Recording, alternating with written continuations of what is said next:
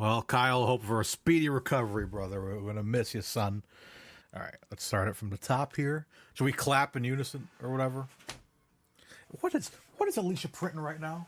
What is she printing? Connery Curious Saga, Last Crusade, You Only Live Twice, and the Anderson Tapes, Murder on the Orient Express. You never know what the wheel's gonna spin next. Marnie and a woman of straw, an older man in Africa. We are curious of the filmography of Sir Sean Connery. All right. Okay. Jesus Christ. I'm ready. You ready? Yeah, are you nervous? What's going on? I'm so nervous. To perform in front of Andrew Lima. Oh, for fuck's sakes.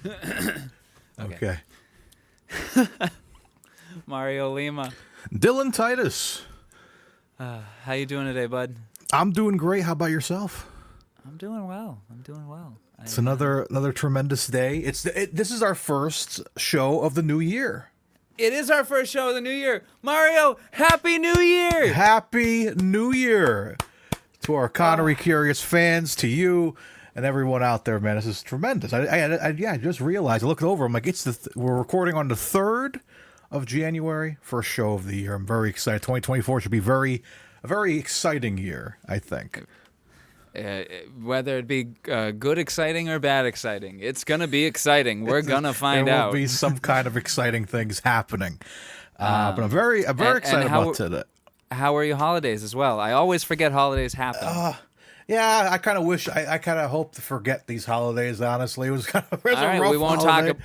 talk about it then. Let's just say, God bless that we're here, and I'm ready to go, ready to move on to a brighter future this year, man. I think it's gonna be really good. Well, here's a little fact you can take with you into this future to make it a little brighter. Oh, Mario. Yes, we've been doing this podcast for 1 year. That's right. It's been a year. Did we start on the 1st last year, or the January 1st? Our first episode came out January 1st. That's when episode 000 came out. 000. Wow. Jesus Christ. Where was the time gone? This is insane. And look at us now, man. It's been a good time. We've taken in a lot of great films, and we've had a lot of great discussions. Yeah, and it's funny, I've like had a blast. Same, man. It's like this podcast has done a lot of awesome things, like, film wise, knowledge wise. Like, spoiler alert, if you guys don't know already, we're covering Diamonds Are Forever today, and it's a movie that I love. But like, why are we covering Diamonds Are Forever? Because the wheel told us to, Dylan. And what wheel would that be? And the Wheel of Curiosities. You guys already know. It's been a year. So we've been coming to you guys every single week, almost every single week. So what podcast is it, Mario? For fuck's sakes, Dylan, it's a Connery Curious podcast where we cover every film in the filmography of Sean Connery. Today we're doing Diamonds Are Forever. But what I was going to say was, it's just funny to see how things have changed, because Diamonds Are Forever, we'll get into it, is one of my favorite, Connery films, Bond films.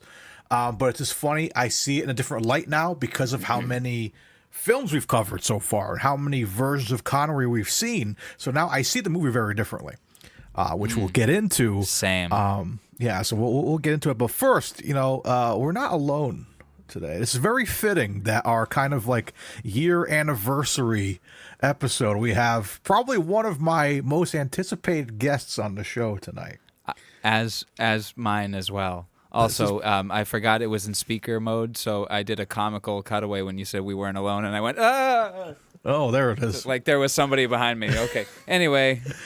I guess it's also one of my most anticipated guests. Yeah, so I guess we'll go from there, man. One of my dearest friends, one of the coolest guys I know, a man I am proud to share the last name with, even though we're not related, although jury's out on that one. We still are convinced we're related in some way because of our insane sense of humor and love for early 2000s black comedies. Of course, I'm talking about my man, Andrew Lima. Andrew, how you doing today, brother? Boys, I am so happy. I'm just elated. Connery Curious, 1 year in. It seems like just yesterday that you guys shared that lovely promotional poster of your faces on Connery's body. I birthed that. It we were seems in the like hospital. just yesterday. I gave birth to it. Sorry. Was painful. Were you there? I held He's his the hand. dad. I am the Oh, dad. my God. I pooped it out, Oh. and after we washed it off, Oh, my we said, goodness. this is going on Instagram. It's beautiful. It's beautiful. Guys, thank you so much for having me. This is going to be a delight. Oh, yes. it's a delight to see you, my friend. Oh, my A little God, bit of likewise. backstory. We both went to college with you. Yeah. Yeah, We all went in- to the same college. all kind of like because were you guys in classes together? Yes. Yes. One. Just one class. Just one was class. just- yeah. Do you remember what class that was, Dylan? I think it was Evans. It was. I can't remember. Was it motion capture? No. Weren't we? Oh yeah, cause we had a couple classes with Evan too, Dylan. Which classes were those?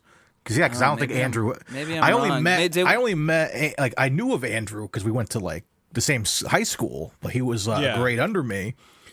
But like we Oh, never really? like I didn't know we that. never we never like hung out. We kind of knew Yeah. that we existed, but it was Evan that like I was in the computer lab one day working on a project, and because I remember like weeks before, Evan's like, "Do you have a brother that goes here?" I'm like, "No, I don't have a brother." Is he sure? I'm like, no, I got a brother. I'm pretty sure. I got a brother. That's a good connection. I speak English. Small world. Small world. It's a small world after all. So I'm in the computer lab one day working on like a project, and Evan kicks in the door with Andy behind Literally him. kicks it in. It literally kicks it in and says, and he looks at me and he points at Andrew, points at me like, 2 Limas, 1 room. And Andrew just kind of looked at me like, "Hey, Mario." And I was like, "What's up, Andrew?" And he's like, "Fucking wasting my time." And he walked away back to his computer lab because he's working on something.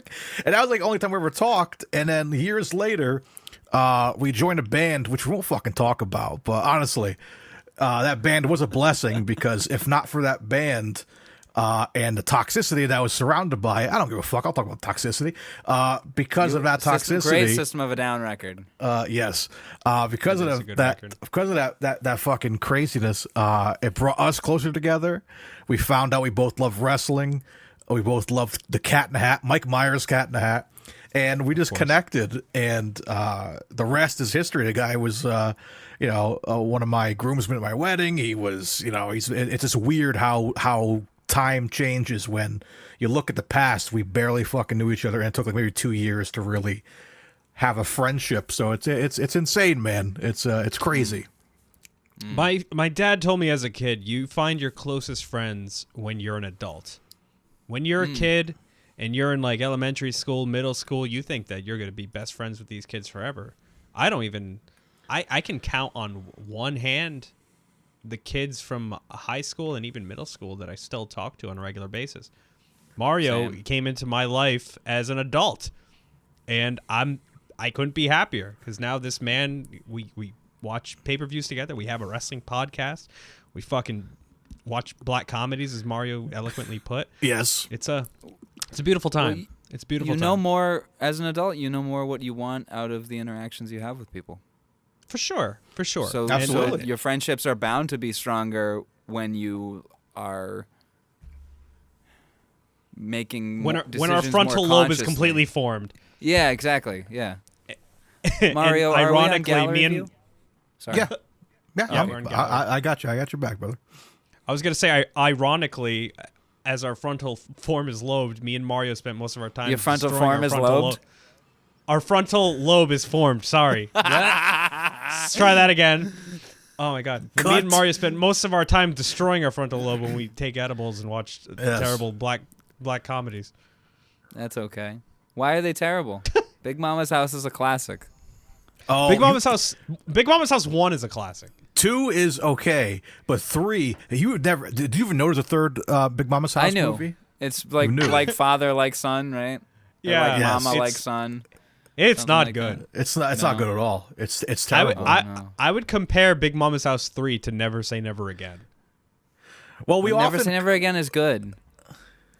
I like it. There's things I like agree. about it. I think I like Never Say No, Never I Again think we too. compare it to that because it's like it's a character that we love, but this doesn't look right. You know what I mean? Yeah, no, that's exactly what it is. And we compare it a lot to the Spider-Man, like, Raimi trilogy.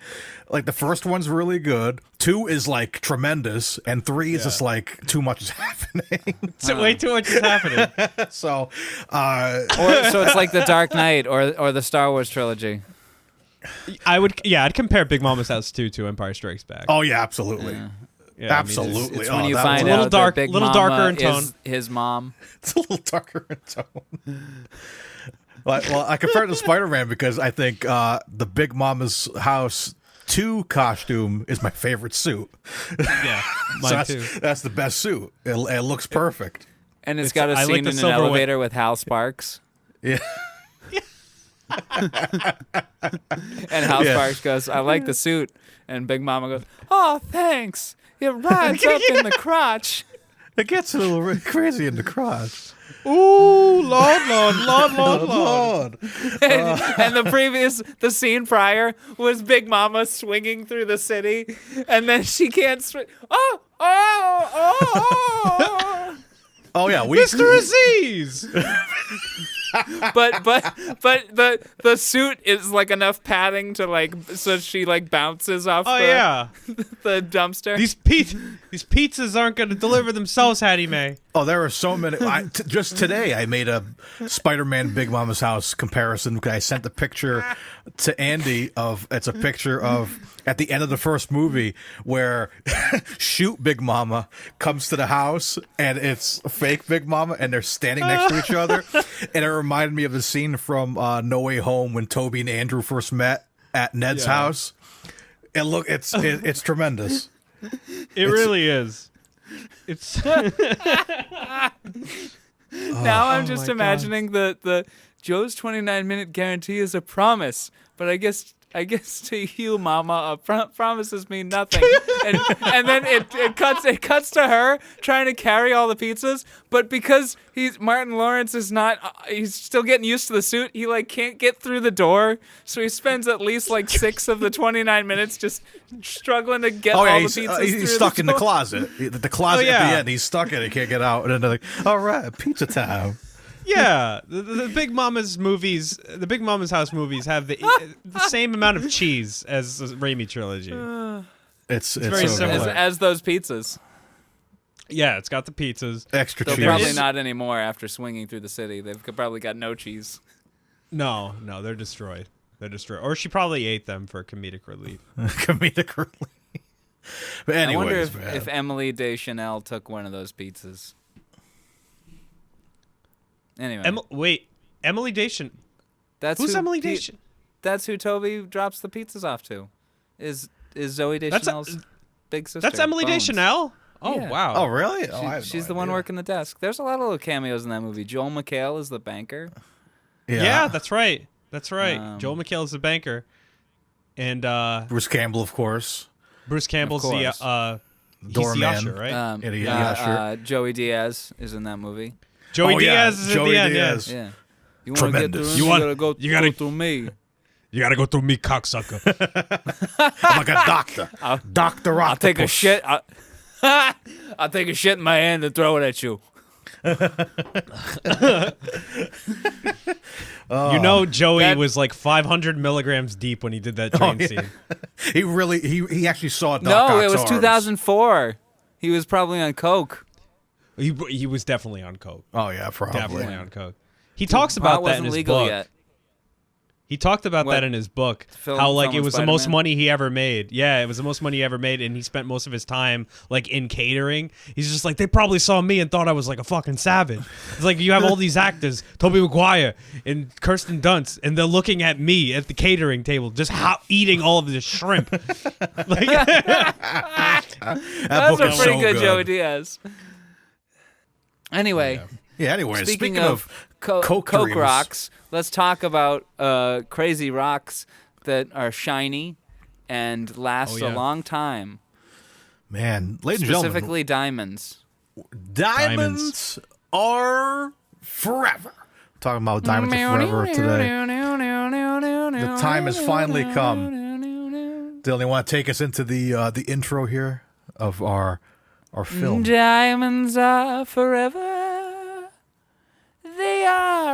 I need to please me. Oh, I didn't know we were singing the whole song. They can stimulate and tease me. I'm killing time while I pull up the links.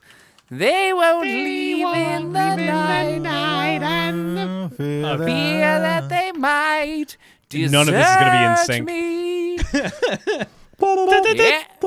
Everybody, yeah, rock your body. See, none of us are going to be in sync. Yeah. Back streets back. All All right. Okay, here's the IMDb's got a good storyline. James Bond's mission is to find out who has been smuggling diamonds, which are not reappearing. He adopts another identity in the form of Peter Franks. He joins up with Tiffany Case and acts as if he is smuggling the diamonds, but everyone is hungry for these diamonds. He also has to avoid Mr. Wint and Mr. Kidd, the dangerous couple who do not leave anyone in their way. Ernst Stavro Blofeld isn't out of the question. He may have changed his looks, but is he linked with the heist? And if he is, can Bond finally defeat his ultimate enemy? Thanks for that plot synopsis, Simon. Very good. This December, Jill St. John, Charles Gray, Lana Wood, Jimmy Dean, Bruce Cabot, Wait a minute. Sean Connery in Guy Hamilton's Diamonds Are Forever, Ever, Ever, Ever, Ever. Dylan, first off, that was beautiful, but Thank you. how in the hell does Lana have higher billing than Jimmy Dean? She was in the movie for 4 fucking minutes. Hey, Because man, a lot of the times, plenty O'Toole, brother. that's plenty of reasons. Plenty of reasons. I suppose it's usually film casting or film credits usually for these older films seem to be in order of appearance. That makes sense. I apologize. I was just shook when you said that. I'm like, wait a minute. How does she have higher? Because I don't know if it's like a Mandela effect, but I could have sworn that she was in the movie for a lot longer when I first watched it.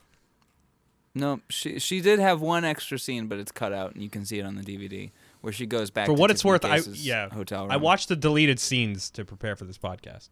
Yes, Gracious. I watched a few of them. I did not watch all of them. But, Yeah, they were all on YouTube. yes, That's dedication. You are an excellent guest already. Thank you. All right, Mario, you want to do your thing? Oh yeah, man. I feel like I'm so off. We haven't recorded in such a long time. I'm like sloppy. Man, come on, man. Come on. So yeah, let's jump into Rotten Tomatoes. We're always curious about the Rotten Tomatoes scores for these films, and I was very Connery curious about this one. Diamonds Are Forever, the 1971 action adventure film, gets a tomato meter score of 64%. The audience, with over 50K ratings, gave it a 57%. Gentlemen, do we agree with these scores? And also, IMDb gives it a 6.5, so it's pretty close to the Rotten Tomatoes one. No, I disagree with these scores. I think I'm like on the Rotten Tomatoes like hate train. Because, like, I don't know who to go with. Do I go with the critics? Do I go with the audience? I'm going to go with me. I think the movie is a little bit better than what these critics are saying. And what the audience is saying. Well, save your score for the end. Oh, of course. Yeah, I have it right here. I will not stooge that off yet. Did you say stooge that off? I'm not going to stooge it off. Give it away early. Okay. Sorry. I was a little confused. He was caught stooging off in the park. It's a pro wrestling term. Yeah, you're going to get a lot of that today, Dylan. I do it to him all the time. I believe it. Dylan's always like, what did you just say? I'm like, sorry, I forgot I'm not talking to Andrew right now. Not gonna stooge it off, He is brother. He is talking to an Andrew. I'm an Andrew. You're an Andrew? Dylan Andrew. Is your middle Andrew's name your middle name. Yeah. Really? I didn't know Yeah. that. I didn't know You that guys didn't either. know that?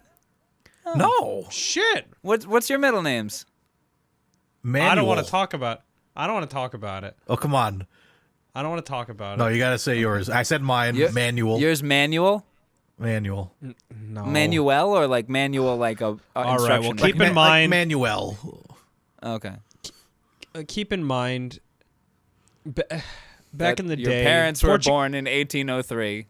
Dude, Portuguese people, they would always give the middle name of the wife's maiden name, the mother's maiden name. My middle name is Aguiar. Fuck yeah. So I have 2 last names. It doesn't even fucking make sense. I dig it. Andrew Aguiar. It could be worse. It could be a lot worse.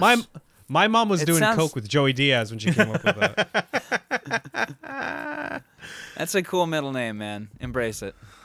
I appreciate it, kind of. We appreciate you, friend. This watch always feels like it's vibrating. So shall we get into it? How do we want to address it? Do we want to do? I think with this one we should probably do the plot because this plot is nuts. Yeah. So did you guys? Do you guys typically go? I don't. This is your first Bond movie that you guys have done, right? Oh no. Oh no. We've Sorry, done. I don't know why I reacted like that. No, the only ones we have left is Thunderball and Never Say Never Again. Yeah. After this. Oh, that's right. No, that's right. You guys. Okay, This is I number listened 5, to. yes. No, because I listened to your Goldfinger. I thought. But did only you? did But did you Goldfinger. listen to my? I don't know. I couldn't follow. sorry. I couldn't make a pun. Goldfinger? No, I didn't know if you guys wanted to go chronologically with it in terms of Yeah, plot. I think we should. 'Cause Yeah, we my just notes are kinda like- chronological. Yeah, we just have, Chronologic? like- you know. What I'm saying. We just kind of read through like the paragraphs of the plot and just talk about it. But I'll tell you this. I have like a couple of notes to talk about here, but like I've seen this movie so many times and I watch it again obviously for the show. I can recite this whole movie. So I mean, All right, we'll do it. We'll just Go. Okay, ready? Start from the beginning. All right. Interior, small tea room. Japanese apartment. Japanese apartment. Person crashes through wall. Where is he? That's your not gonna do Connery. That's how he sounds. is he? Where is he? Where is he? They even sound like him. Which it's like, so yeah, we'll go through the whole chronological thing. Cairo. Hit me, But like we'll talk about that. So Mali. As Mali. we're really doing a whole movie. Okay. I know. Holy shit. But no, so My name is Bond. James Bond. Thank you, Dylan. He says it so weird. My name is Bond. James Bond. It's so flat. So I'll start off with a couple of notes before we actually get into the plot. Yes. We always talk about like, our first Connery sighting. It's immediately. Is this our first or second time we have Connery in the gun barrel? I think his first gun barrel is Thunderball. You're right.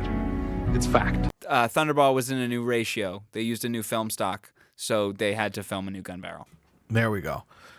So yeah, we got Connery right off the bat, probably like 3 seconds in, something like that. First line is, where is he? Where is he? Cairo! Where is he?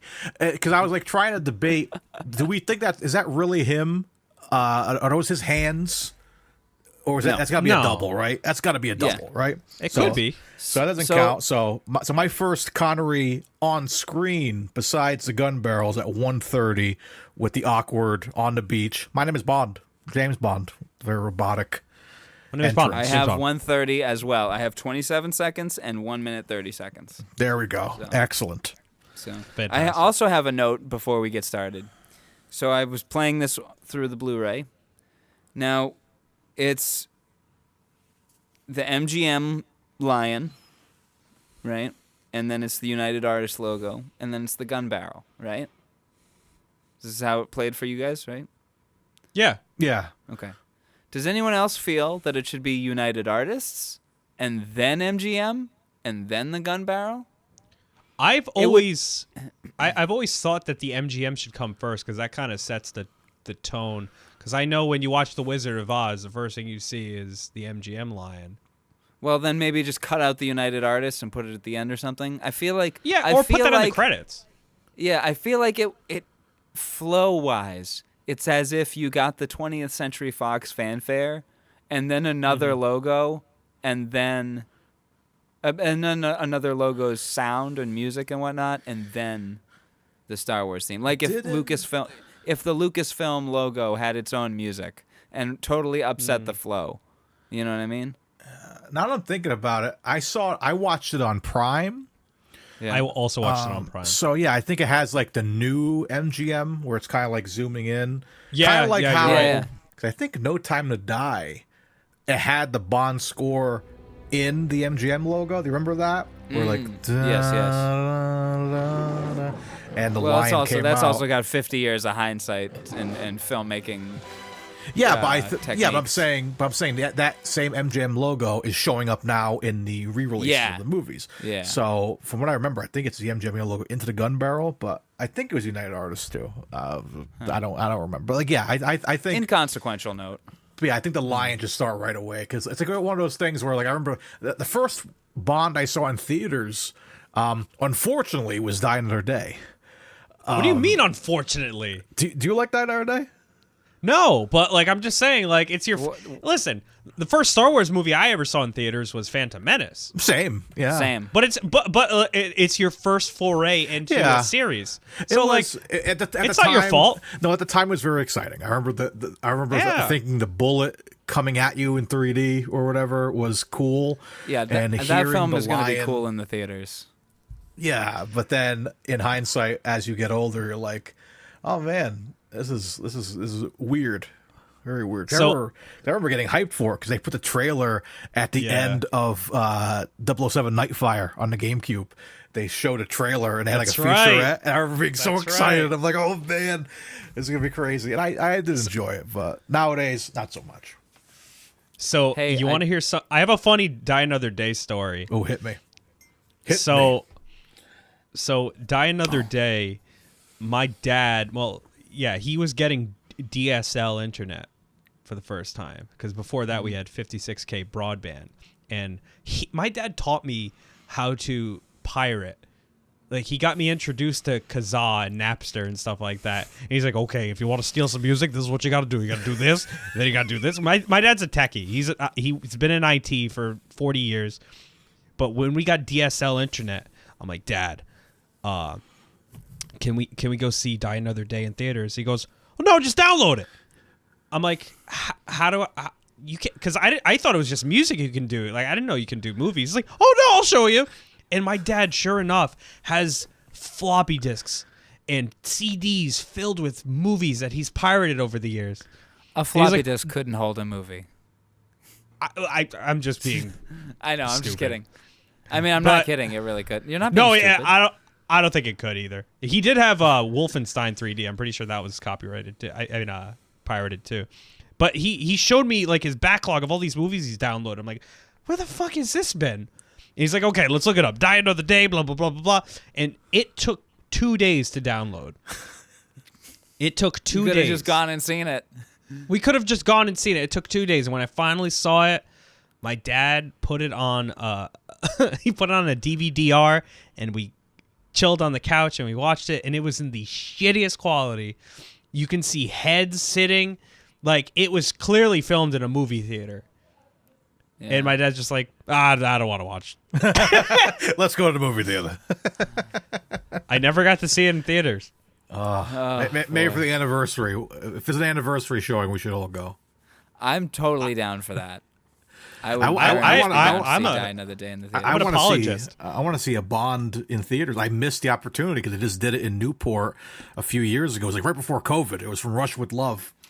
Wow. And I was going to go see it, but I couldn't do it because of work and stuff. And it was like limited showings. So if they ever do a Bond anniversary thing, I got to go see an old Bond in theaters. I would have loved to see Diamonds in theaters. Yeah, great transition. Let's get back into the movie we're talking about. Diamonds Are Forever. I'm just looking up Die Another Day, open caption. Where is it? Buy tickets? Nowhere near. Nothing. Okay. You can search for these things on Fandango, but it doesn't seem. All right. I'm sorry. There's a showing and there's a showing in Nebraska. Let's go. Let's go to Nebraska. One more thing before we get into it, I want to share with you guys. Yes. I'll be right back. Oh shit. Yo, if he has a Die Another Day poster, or if he has, He has the oh album. shit, is that the album? Oh, it might be Diamonds. It's something. Okay, 007. I've returned. It does say 007. Just tighten that. Boom. Okay. I'm going to have to get out a picture here. And you will see why. Okay. So, I found this at the Time Capsule in Cranston for $6. Oh, Now, $6? Now, you can see that it is in Russian. What's on there? So, I took it to my Translate app. It is... Oh, why is that turned sideways? Let me turn it. It is the London Symphony Orchestra, 007 What? The Classics, and it has such bangers on there as The Theme of James Bond by Jay Berry, Ball Lightning, A Finger, A Look of Love from Casino Royale. That's pretty cool. Live and Let Me Die. Oh God. No one will Live and do Let it Me Die. better. No one All will the do ti- it better. All the Time on the Platoon from What? the Octopussy. Oh my God. So I'm sure these are just like bad translations. Bad translations. Yeah. But I had to get it. That's a great find. That's a great find. Right? Now, the one I didn't get was this one called Bond by Barry.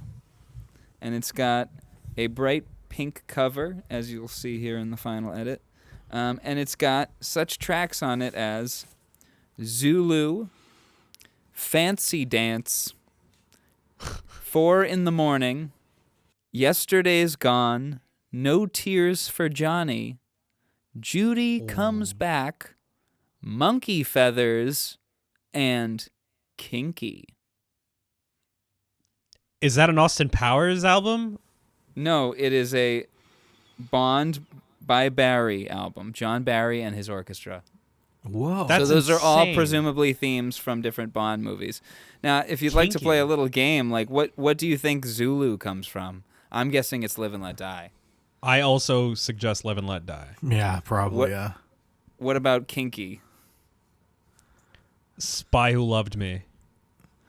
I'm thinking Man with the Golden Gun in reference to the Ooh. third nipple. Perhaps. Kinky.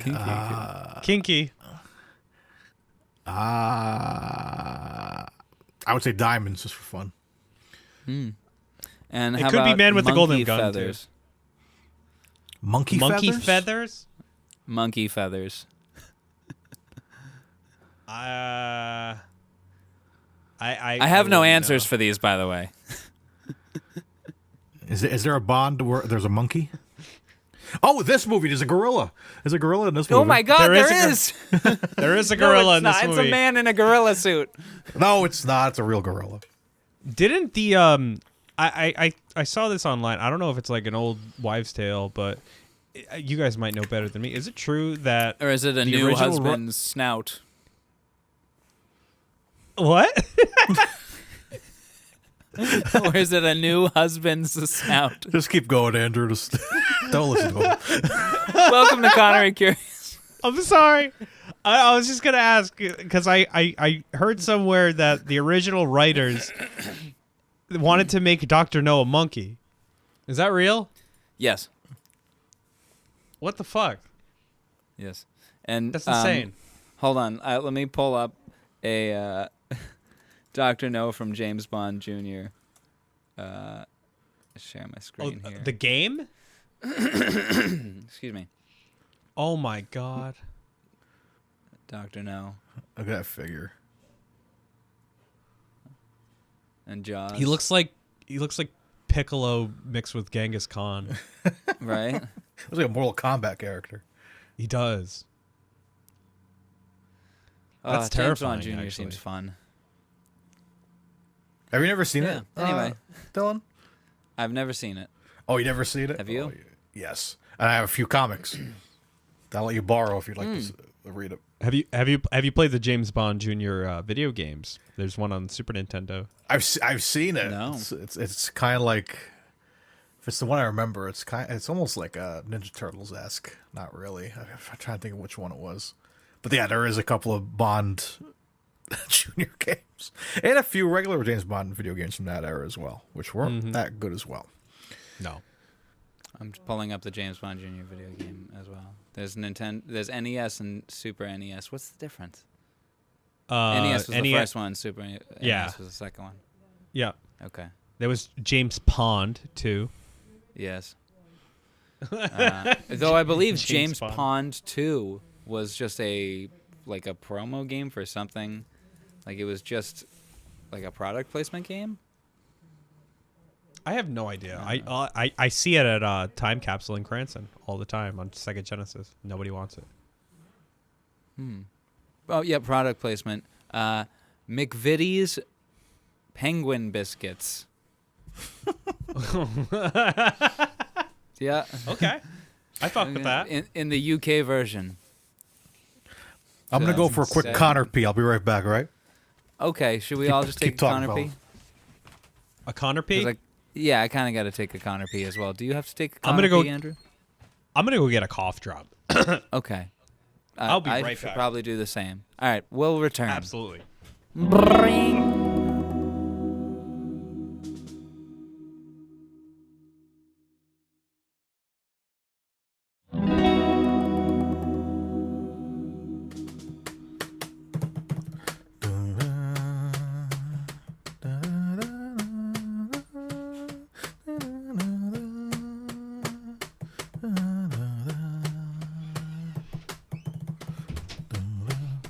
Oh my god.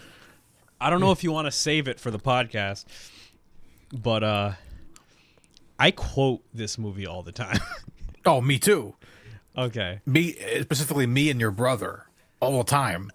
Really? Like, oh my God, like almost every trip when we go to your house, at least one Diamonds Are Forever quote will come out. Like, No. it's insane.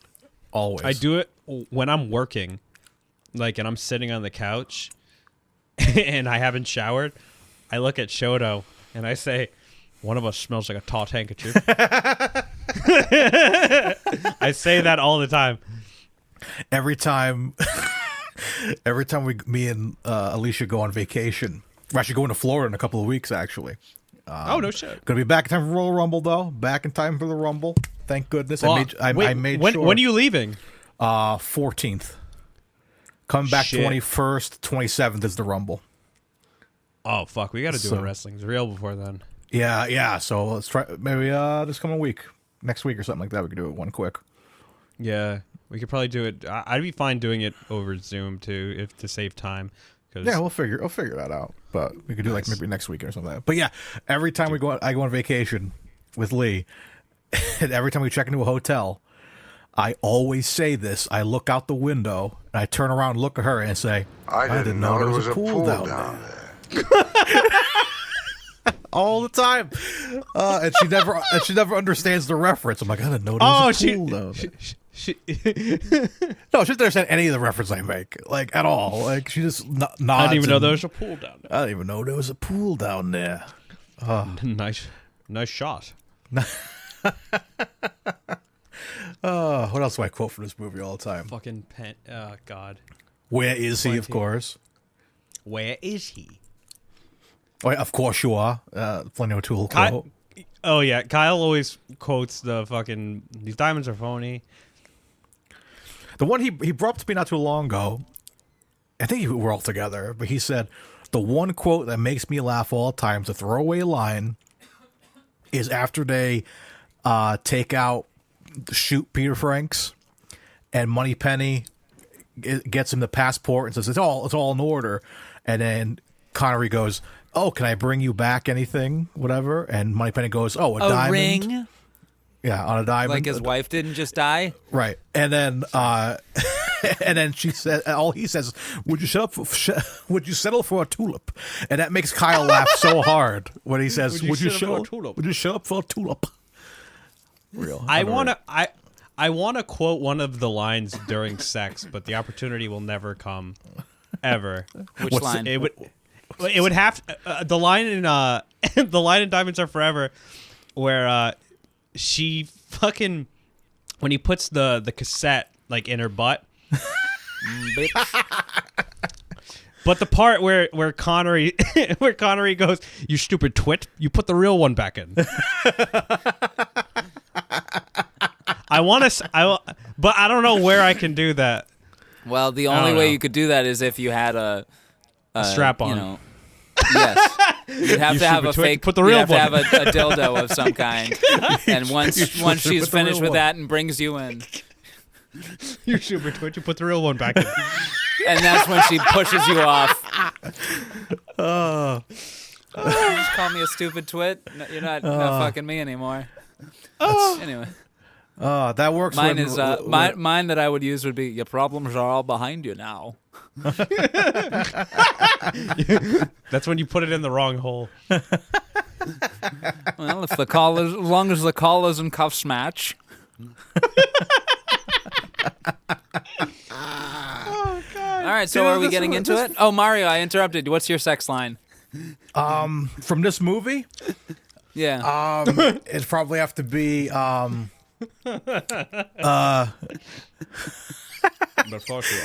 of course you are. No, it'd probably be I don't know.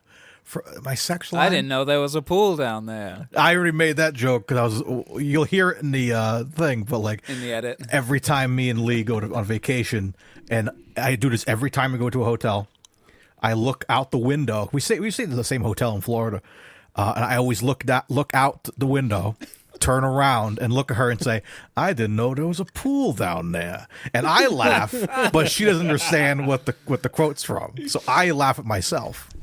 So you need to tell her, just be like, babe, just hear me out. I know you don't get it, but every time I say that, I need you to respond with, I got a brother. I got a brother. Because both will be true. That is, yeah. Lot smoother ride in the front, Mr. Franks. That's a good one. There's your sex line. There we Yeah. go. That's a good sex line. Lot smoother ride in the front, Mr. Franks. All right, let's get to this fucking plot of this movie. Making mud pies, 007. I'm always making mud pies. All right, 53 minutes in and we haven't even touched the movie yet. Let's do it. That's fine. All right, so let's go into the Wikipedia synopsis, yeah? Yes. We'll go bit by bit. Okay.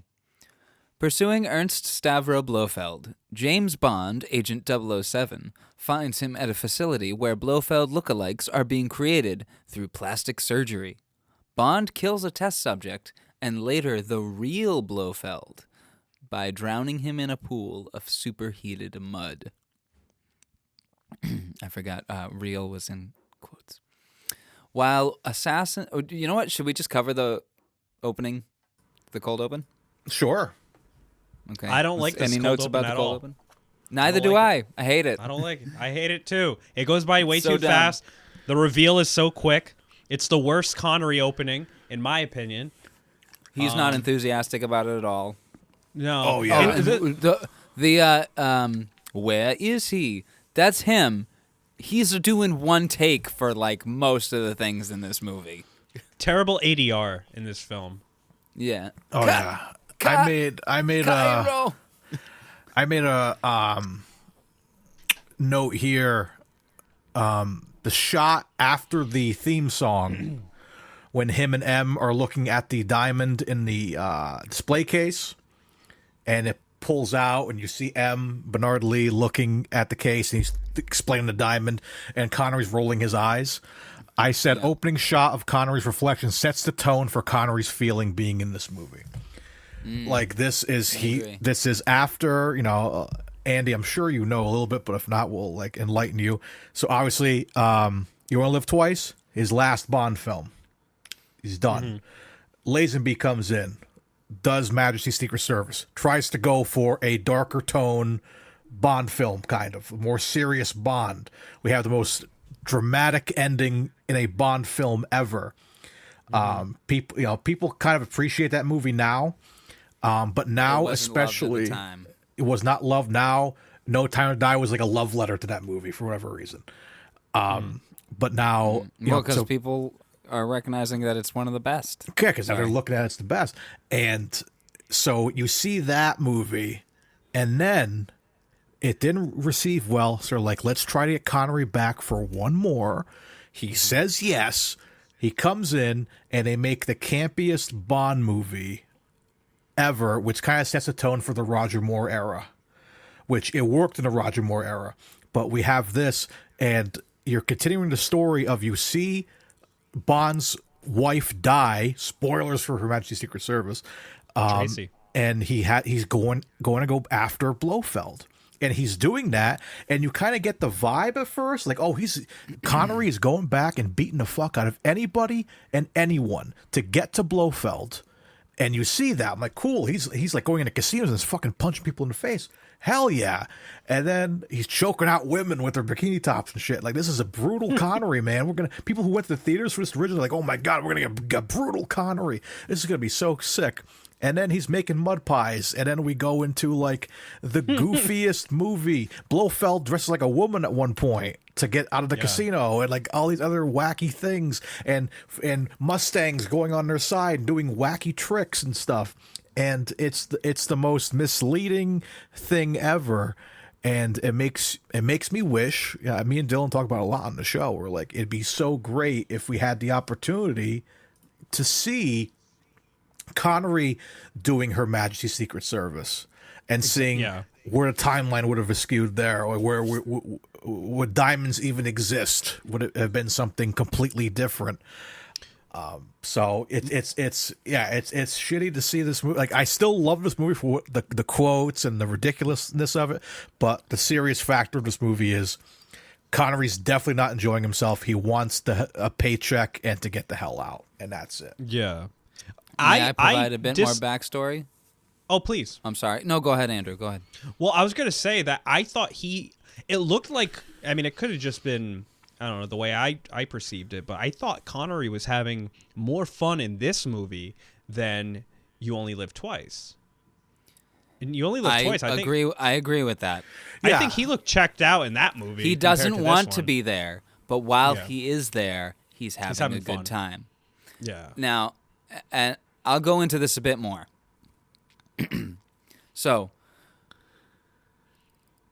I don't know which one I want to cover first. Okay, so while they were looking for somebody to replace Lazenby, so Lazenby quit at the suggestion, of his agent at the time, or his manager, whatever. Anyway, who said that these secret agent films are on the out.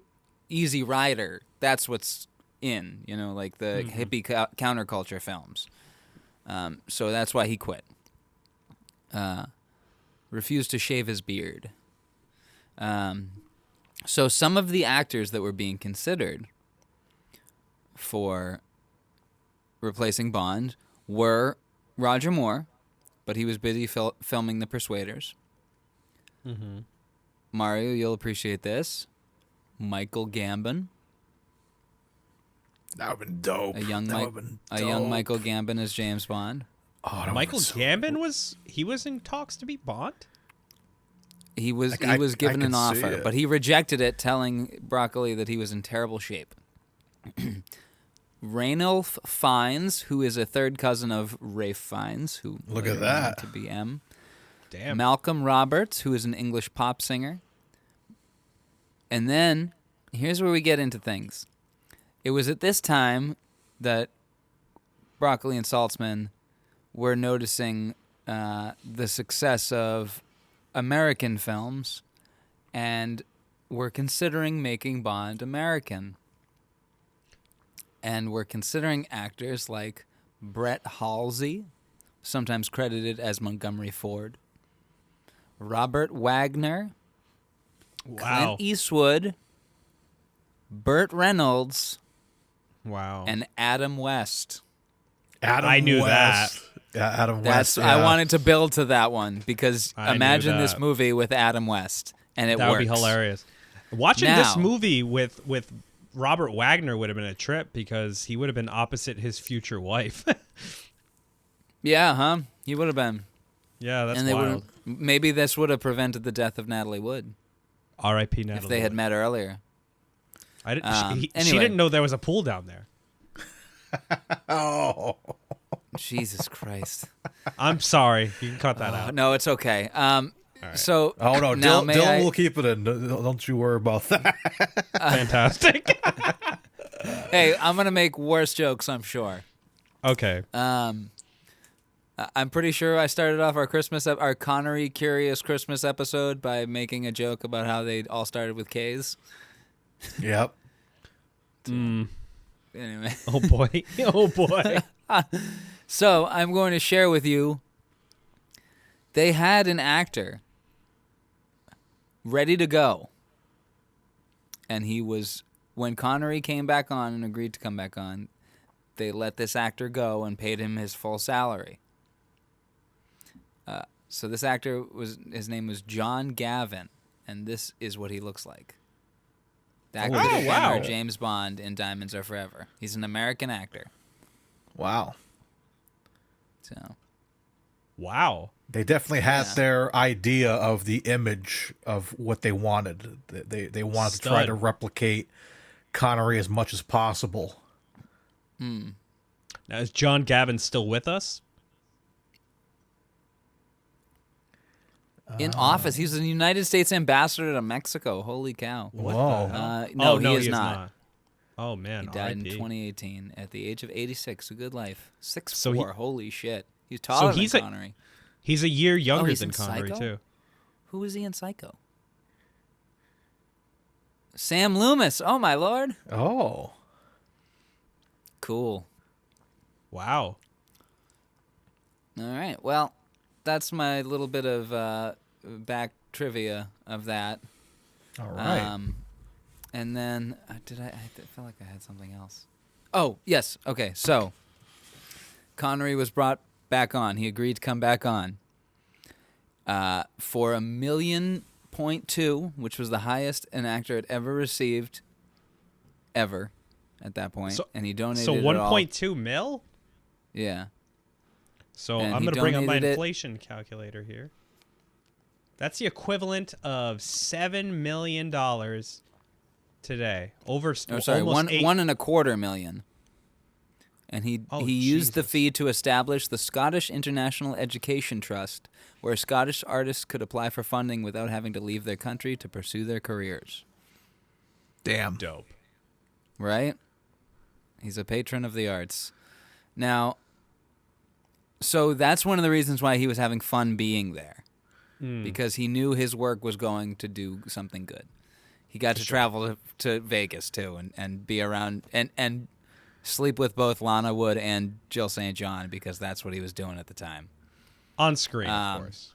Or in real life. So, in real life, yeah. He slept with them both in real life? Yes. I mean, he must have. He must have.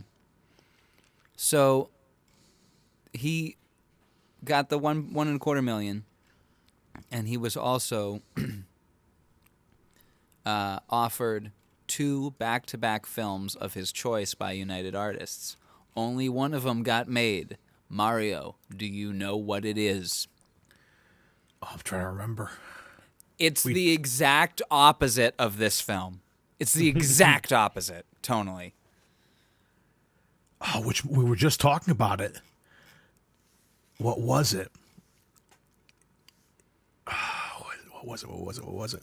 The opposite? It was a movie we covered, it, right? Opposite of Diamonds Are Forever. Yep, we've covered it already. It was.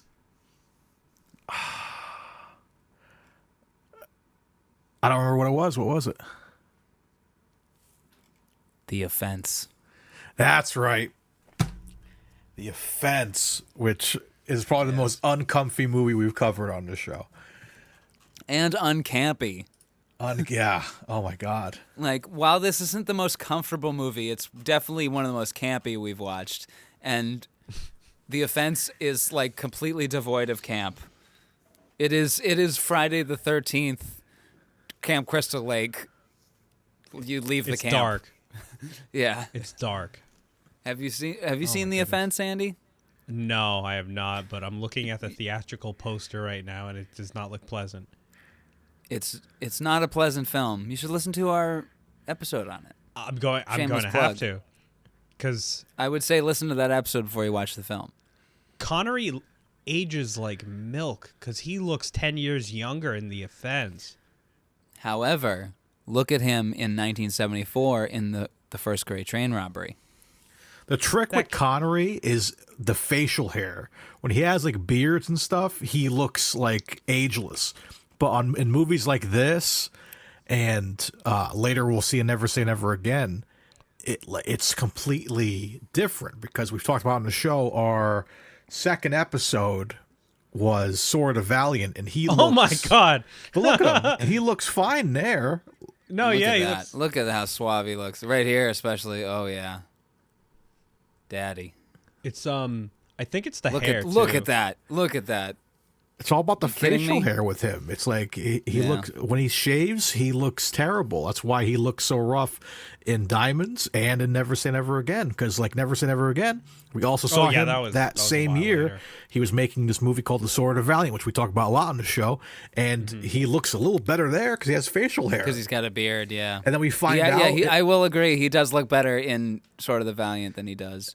And he's in Never Say between Never scenes. He's filming Never Say Never Again at the same time. That still blows my mind. Yeah. And producing Never Say Never Again. Yeah, but still, Yeah. like it's just they look like completely different timelines. It's crazy. So my only note on the pre-title credits is Sideburns Goon. Oh, What do you Sideburns. think of Sideburns Goon? Oh, the guy with the machine that comes in with Blofeld. Talking about that guy who grabs Yes. the mousetrap. The one with the sideburns coming out. Yeah, look at from here that. with the hat. And I love the way Connery puts his hands up like that. It's, oh, who, me? Now, my question is, what on earth is that? Is it a Little mousetrap? pocket mousetrap. Yeah, that's like a really I can picture Desmond Llewellyn pitching that 007, in case somebody goes into your coat, there will be Now a don't- trap. Now make sure you don't accidentally put anything inside of your coat that you need be to retrieve. careful if you put something in your breast pocket, 007. My employees are always leaving their vape pens on the inside of their pocket. This is my way to curb that. Yeah, it's kind of weird. Like there are some kind of that sort of design. Like if you look at that mousetrap, it's like kind of chrome metal with the holes in it. But then you see that weird, very futuristic looking water pistol that's attached. Like he conveniently finds that pistol and shoots it up in the air, shoots water. See the design of that. Then you look at the water. That's actually pistol. pretty gnarly. Look at the blood What does effect. that? What does that have? Spikes on it? I think It looks just- like it's like a cheese grater. I think it just clamps in. Yeah, I think that's it. You know what it looks Ouch. like? It looks like a Game Boy Advanced SP. A cursed Game Boy Advance SP. Oh, that's gonna be the shell I put on mine now. Oh my God! But yeah, you're right. It is. But It does look- look like a. It's like a futuristic laser. like a laser pistol. They went for a weird kind of oh, that's so Yeah, I he thought a does not Power look Wash good there at simulator. all. I mean, he does look good, but That should be the next Power Wash Simulator DLC. You have to wash the peanut butter off of Blofeld's goons. apparently it was mashed potatoes. Ooh. Ew. Oh, and Yeah. that doesn't look as appetizing now. I thought of peanut butter. Power Wash Simulator. I like that. Oh, yeah, look at And that. you can see this this dead man clearly trying to hold his breath, and he's like, "Oh God, here it goes! Oh no! Oh no! You're in it now, Steven." Yeah, 'cause he had to sit in there for like a good solid couple seconds to get the take probably, and Yeah, right. he was probably terrified. I would like. There's a lot of shots like that in this movie. Oh yeah. Look, look at the disgruntled face on Charles Gray, and I just love the face on Sideburns Goon. Yeah. They're such generic looking henchmen with their little thunderbolts on their helmets. What do you? So Yeah, right. They What work do you- for the Flash. They're reverse Flash's goons. Yes. the reverse flash. I've hired these out from that henchman service. Unfortunately, they only had DC goons. What do you guys think Now- of Charles Gray as Blofeld? Real quick, my last note. It looks as if you shave away Sideburn Goon's sideburns, that his face is going to be that shape. It's going to be missing those segments. Like this. Anyway, Charles Gray is Blofeld. I like him. Yeah, he's always Sorry, been, Mario, you go ahead first. Honestly, he's always been like one of my favorite Blofelds because he was kind of the first Blofeld I was introduced to. Really? I tell the story a lot on the podcast. My mom is the one who got me into James Bond. The first one I saw was Goldfinger, and I kind of saw them all out of order at first before I knew they were all connected and shit. And but one that she used to love to watch was this one, was Diamonds, because of Blofeld. She loved how like goofy he was, and like making mud pies 007 and like all the one-liners and shit, but like he was always like the most charismatic kind of Blofeld, and it's the most Blofeld I feel like we get in a Bond movie, because a lot of the Blofelds we've seen only show up at the final act. So we get this Blofeld all the way through, but I was always very, very confused about Charles Gray, because we get Charles Gray in You Only Live Twice. You only live twice. As a You never live never again twice. never Blofeld never again. Never. You only live. You never say twice. You'll Never be, say twice again. You'll never be recasted again. But yeah, so I used to always get so confused about that was always the thing, is like is that supposed to be Blofeld? That would have been an interesting story, that like that was Blofeld and the one we got in the mountain was not him or something like that. It's obviously just a It's because they couldn't afford Donald like- Pleasance again. like let's just get this guy in the movie. So that's just how it goes. But what was his character's like Mr. Henderson or something like that, right? Yes. Yep. And remember how the pinball machine says Blofeld, aka Mr. Henderson? Yeah. So it's AKA super weird. Mr. Henderson. Yeah, it's so Yeah. interesting. I'll send you a because- picture of it. Yeah, we have it That's somewhere. funny. But yeah, it's a weird thing to think of. But yeah, so obviously Pleasance as Blofeld is great. That's why we have Dr. Evil. All that is because of that. Like You Only Live Twice. We've talked about it before on the show. Is what fueled Austin Powers, and it's like one of those. A lot of people like that movie. A lot of like older people I hear that talk about like, oh, I saw that movie in theaters and we loved it. Blah blah blah. Well, the Dr. Evil was Blofeld from You Only Live Twice. That's what I'm saying. Austin's look was Lazenby. from On Her Majesty's, and then the feel was from the '67 Casino Royale.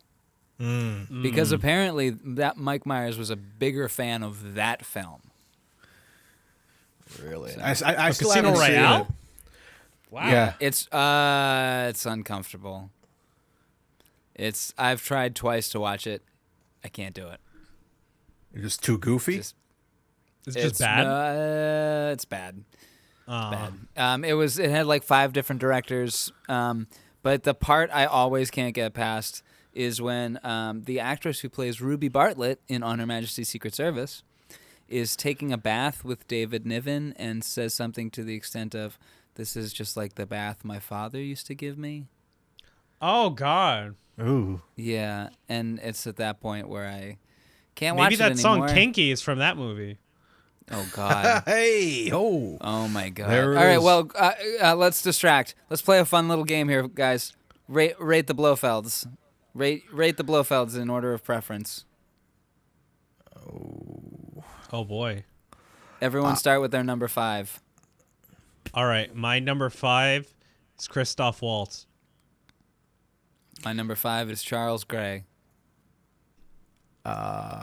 Mine is Max von Sydow. Okay. Andrew? My number 4 is Telly Savalas. Oof. My number 4 is Donald Pleasance. Really? Yeah. Okay. Is number 4? My number 4 is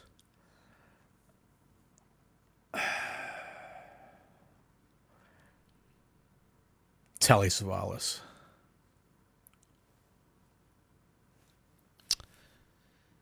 My number 3 would have to be Max Vaughn from Never Say Never Again. My number 3 is also Max von Never Say Never Against the Dow. All right. Next for me, Christoph Waltz. My number 2 would be Charles Gray. My number 2 would be Christoph Waltz. Ooh. Charles Gray. My number 1 is Donald Pleasance. My number 1 is Telly Savalas. Wow. Donald Pleasance for me as well, number 1. Damn. All right. That was fun. Everyone explain your 1 and your 5. Okay. I just don't like Spectre. So that's why I naturally put Christoph Waltz at number. I love Christoph Waltz as an actor. Like he's dope. Like I watched Django Unchained last night, and I'm just like, fuck, he's good. But I just don't like the film Spectre, and I just couldn't. I feel as though he kind of counteracted Daniel Craig, and Spectre is a mixed bag for a lot of people, from what I understand. But my number 1 is Donald. Oh, go ahead. I'm sorry. I'll say I like him in No Time to Die better because he's kind of like he's like Dr. Evil in the first act of Goldmember, where he's in the jail cell, and we don't deal with him that much, but like it's enough to get in Bond's head, and then deal with the real problem. I prefer like that. him for the torture sequence. When Bond is strapped to the chair. It's pretty good. We're not so different, you and I. Donald Pleasance is my number 1 because he is the quintessential. He kind of started like the tropes of like being like a disfigured, cat-loving, just evil guy being evil for the sake of being evil. And Donald Pleasance as an actor is just tremendous. I watched You Only Live Twice with hindsight because obviously I was introduced to Donald Pleasance in the Halloween series, who he was great in. But Playing Sam Loomis, who was played by John Gavin in Psycho. That's right. I love Donald Pleasance as an actor, and I love his Blofeld. Charles, honestly, for me, it's like 1A and 1B because I like Charles Gray. So I don't know. I'm stumped. Mario? Yeah, for me, it's like I'm stuck with the both of them too, Gray and Pleasance, because they're such different characters, aren't they? They're just, one is kind of goofy and, it's like that fun evil, you know what I mean? But obviously Pleasance has that, obviously it's I think it's the look. Pleasance gives you that dead-eyed look. He knows how to turn his eyes off, you know what I mean? And like that first scene, when we first see him lean forward and we see his face for the first time, to this day, it's still like, oh, holy shit. Like when we covered that movie for the podcast and I got to watch that and I was like, holy shit, man. Like he's very unnerving. Talking about eyes, look at the direct comparison between him and Charles Gray. Yeah, like look, such dead eyes and then such bright blue eyes. Yeah. One's a teddy bear, the other one is like a sex offender. Like Jesus Christ. But yeah, he just Pleasance is tremendous, and again, seeing him in like the Halloween films and all that, it's like he's always been so like when I think of Blofeld, I think of him, but I also the Dr. Evil correlation. Yeah, like just seeing that, like that, the fact that was the choice they went with for his design is just hilarious. That they, like blatant plagiarism.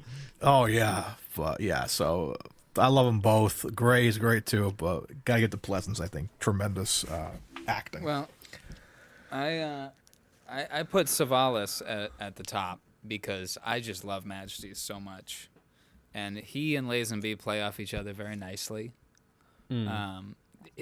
Savalas, this accomplished actor, and Lazenby, this fraud of an actor, essentially, who's doing an admirable job. And I don't know, I find Savalas as just super cool and menacing as fuck. I need to rewatch Majesties. I've only watched it one time. Such a masterpiece film. I watch it on her Masterpieces Secret Service. I always go back and think, fuck, what if Connery was in the Lazenby role? So I gotta rewatch it. And what if Lazenby was in this movie? It would have fit way better. Would have fit way better. It would have fit way better, yeah. Actually, I don't know. Well, that's a good segue because my least favorite Blofeld is Charles Gray. Not because I don't love Charles Gray in this movie, because I do. But he's not playing Blofeld. He's just playing Charles Gray. You know what I mean? Like he's Mr. Henderson again. Exactly. Yes, it's the same. Yeah, the voice patterns, you'll see. Yeah, it's like when Samuel L. Jackson is in any role. It's like I cannot suspend my disbelief and believe, okay, he's playing a cop or he's playing an agent or he's just Samuel L. Jackson. I agree halfway with that. Okay. You talk about Django Unchained. I see him as Samuel L. Jackson, yes, but I also see him as what's his name in that? I just had it. In Django Unchained? Yes. I forgot it too. Steven, thank you. Sorry. Thank you. Yes. No, you're good. So I forgot his name clearly, but I can take him as these characters. I see him as Mace Windu. You know what I mean? Like I don't. I see Samuel L. Jackson as a Jedi. Okay. I see Samuel L. Jackson in a robe. Oh God. This is my bathrobe. I wore it to set. Motherfucker. But I love Charles Gray's performance in this. But as it's Blofeld, so silly. It's my least favorite Blofeld because I just think the more menacing performances are the better ones for me. I prefer a more menacing Blofeld, and this Blofeld is just camp goodness. You know? I love campy Blofeld. Like seeing him in drag, like that always makes me laugh. I can watch that scene a million times. Look what the cat dragged in. I can watch that scene a million times. I'll still laugh. And the fact that Jill St. John kept it together, look at her face. She is stone faced during that scene. Like how do you not just die of laughter seeing that's also Sir Charles edits. Gray? It's true. It's also editing. That's a thought of mine when she goes, "Ee." I'm like, you had other takes. You must have had other takes. Connery was one take. She must have been like, "Can I do another one?" She turns into an idiot at the last quarter of this movie. Yeah, let's talk about Jill St. John for a minute, man. Like, yeah, she is like she's fine. She's gorgeous, drop dead gorgeous. Fine.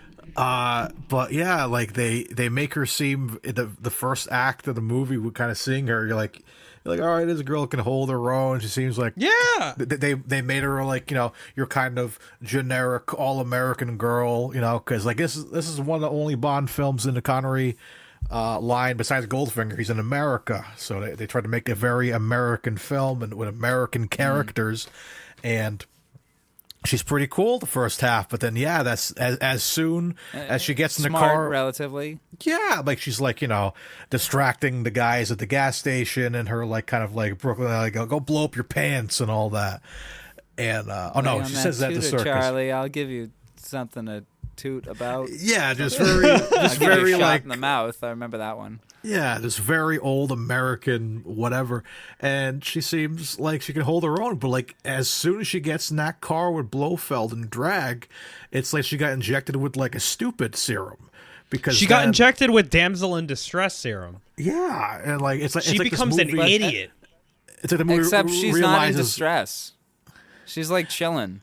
Yeah, she's like, because she hasn't been attacked, so she won't be. But she's sunbathing on the She oil participates. She participates in distress. Like I don't, because I'm with you, Mario. Where like, in Spy Who Loved Me, when Barbara Bach, is it Bach or Batch? I don't know how to pronounce it. Bach. Bach, yeah. Barbara Bach. In that movie, I love her so much because she is kind of like intellectually like Bond's equal. Yeah. You know what I mean? Like she's a bad bitch. And I was thinking about that with Jill St. John. I'm like, oh my God, she's baddie. And then the final 15 minutes of the film, when when Connery gives her the gun, he's like, shoot. And she literally shoots herself into the ocean. And I'm like, it's like a Wile E. One of my Coyote favorite cartoon. moments. It's so freaking stupid, but you know what? It puts the perfect bow on Diamonds Are Forever because it is a silly movie, but it is great at the same time. Yes. Well, shall we get back into it? Yeah, Of course. Have we even started? No, I think let's get back into it. Barely. While assassins Mr. Wint and Mr. Kidd kill several diamond smugglers, including Dr. Tynan and Mrs. Whistler, M suspects that South African diamonds are being stockpiled to depress prices by dumping and assigns Bond to uncover the smuggling ring. What is dumping, real quick? Let's find out. Dumping. In economics, is a form of predatory pricing, especially in the context of international trade. It occurs when manufacturers export a product to another country at a price below the normal price with an injuring effect.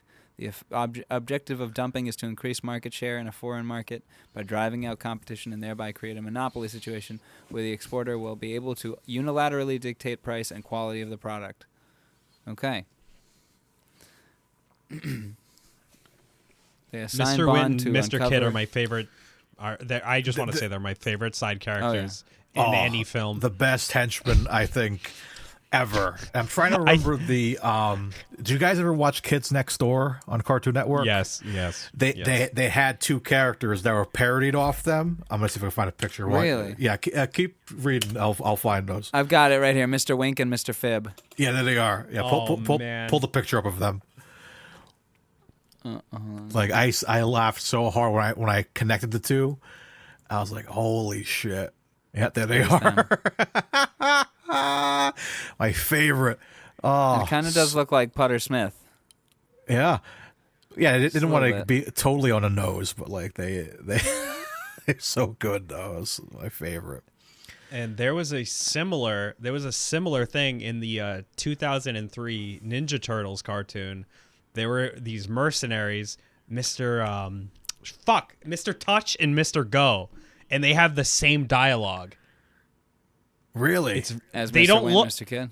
They don't look the same, but they are clearly based off of them. So it's just funny how like those side characters, like at the time, they were probably just like, comic relief or just like, quote unquote, typical henchmen, but they had a legacy because they're hilarious.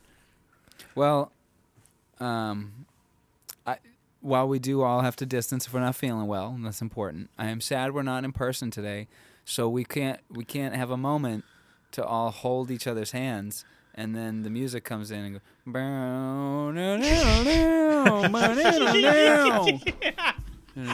Every time I hear that little theme always kills me. It's John Barry's gay sting. Speaking of, are they Yes. gay canonically? Oh, definitely. Yes. They do a good job of like not making it obvious, but still making it obvious. Where like Yeah. you get the obvious hand holding in the desert, but Yeah. then there's that that always makes you laugh is that scene of them on the plane. And you get the zoom in of Mr. Kidd like behind the curtain, like zoomed in on his face, and then he sits down and he's like says something to the effect of like, Miss Case is a very Miss Case is very attractive. for a woman, of course. For a lady. And Mr. Wintons looks at him For a so lady. pissed off. He looks at Mr. Kidd like And the then way he laughs awkwardly. he looks at So weird. He looks at Mr. Kidd the way I looked at Andrew when he asked me if he wanted to put milk in before the cereal. Like that. You want to put milk in before the cereal? Disgusting. For a lady. for a lady. And I looked at him and I heard. And then we laughed. Now, gay- I have a note. the gay I have a note on them being in the plane, right? Okay. Let's go. If God had wanted man to fly, he would have given him wings, Mr. Wint. That's true. Cut to them on a plane. I didn't even put two and two together until right now. Look at that. Those hypocrites. They Who'd are a have bunch of thought hypocrites. evil people wouldn't keep their word. Oh my god. Anyway, Mario almost So put a let me- scorpion down my back when I talked to him about the milk thing. Jesus Christ. That should be one of the trivia angles for the scorpion. And then he- He just sit there like, oh, Oh, and I just the died. delayed reactions in the death between him. And then he falls Oh and my God. smashes the scorpion. Yeah. I'm I'm sure we'll get into it, but there's a lot of other second Blofeld delayed gets reactions. gets shot. Yeah. When second yeah. Blofeld gets shot, yeah. yeah, he kind of stands up but then goes down. I Yeah. watched that Oh, yeah. sequence 5 times in a row, so my brain can process exactly what was going on. Because upon first viewing, it looks like Connery kicked the cat into Yes. Blofeld's lap, but Yes. I believe he just put his leg up there to startle the cat. Yes, and Now- the cat jumped into Blofeld's arms, Yeah, indicating that that was the real Blofeld. But that doesn't mean anything. A cat is just gonna jump. yeah. The cat's gonna go to the nearest person that I don't Yeah, know. and cats don't often jump into people's arms either, as far as Yeah. I know. And You I usually got to pick them up. I My like cat's right here. I'm gonna just try to. No, he's not moving. Your now cat's he's not going to scared. jump up on you, as if I remember correctly. You've He's got morbidly a obese. giant cat. Oh yes. He's morbidly obese. I don't think he's jumping anywhere. No, he's not. I like he did the leave though. I like the idea that to keep up appearances, they had to get 2 cats that looked identical. But I also like Exactly. the idea that they got other henchmen, and they just, instead of turning them into Blofeld, they turned them into cats. But Like they're the- full-size humans. like they they're just not got real- patches of fur. They're not and real are cats. screaming in they're- agony. Yeah, they're just it's like that Kevin Smith walrus movie Tusk. They Oh God, they turn they're them into just a cat. hybrids. They're just hybrid cat people. Bunch of cats. Oh my god. Someone photoshopped well- Justin Long with a cat outfit on. Okay. Impersonating smuggler Peter Franks, Bond travels to Amsterdam to meet contact Tiffany Case. The real Franks shows up on the way, but Bond intercepts and kills him, then switches IDs to make it seem like Franks is Bond. Tiffany and Bond, as Franks, go to Los Angeles, smuggling the diamonds inside Franks' corpse. At the airport, Bond meets his CIA ally, Felix Leiter, who is disguised as a customs officer, then travels to Las Vegas. At a funeral home operated by Morton Slumber, Frank's body is cremated, and the diamonds are passed on to another smuggler, Shady Tree. Having killed the diamonds, sent to an unknown individual. After having the diamonds sent to an unknown individual, Slumber takes part in a double cross, and Bond is nearly killed by Winton Kidd, who tried to cremate him. However, Tree stops the process after discovering the diamonds in Franks' body were phony, planted by Bond and the CIA. I'm sorry. Go Bond- ahead. I was just laughing because I could just picture that line he says. You dirty double-crossing limey fink, those goddamn diamonds are phonies. At the White House, a casino hotel owned by reclusive billionaire Willard White, Tree works as a stand-up comedian. There, Tree is killed by Winton Kidd, who do not know that the diamonds were fake.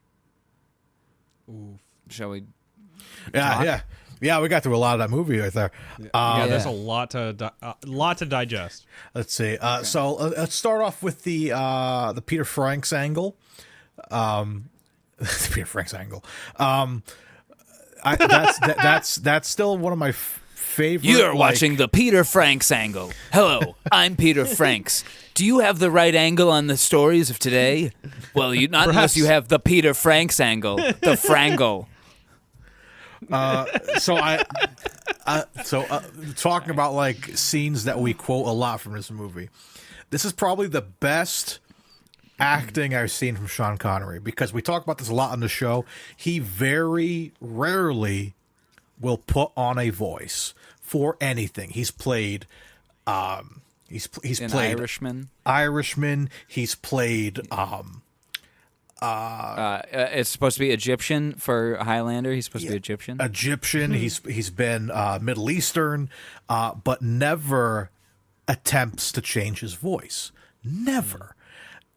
This is the only time I've ever seen him change his voice in a very wacky, I can barely even tell what the accent is when he goes, "Oh, I speak English," or whatever. Who is your floor? Which I say that in my head every time I go in an elevator. I swear to God. Like, it just... Who is your floor? Who is your floor? So yeah, that sequence of the fight in the elevator is great. I kind of like... I've grown to like the whole... world's slowest elevator. Yeah. Very slow. Terrible. They could have just service. walked up that...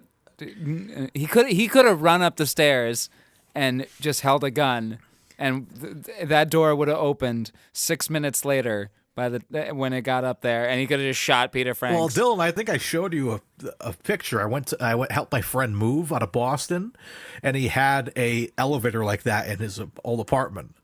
I think I sent you a picture. I think I sent you a video. I think or a you picture did. Of it. Yeah. And it was funny because it was only one floor, but we had to use it because some of the stuff was way too heavy to take down the stairs. Did you guys fight? Who is your floor? And that's what I want to do. I was like, I want like, I was stuck in there once with like one of the delivery guys delivering food. I'm like, I should just fight this guy right now. take his food. Who is your floor?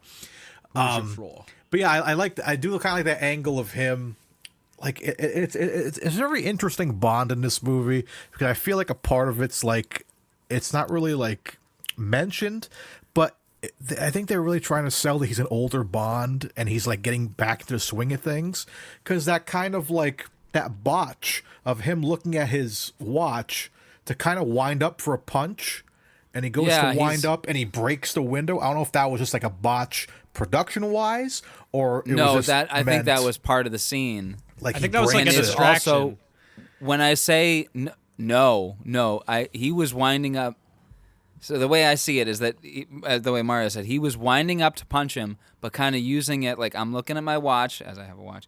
I'm looking at my watch, but he doesn't anticipate the glass behind him being fragile, and he accidentally shatters it.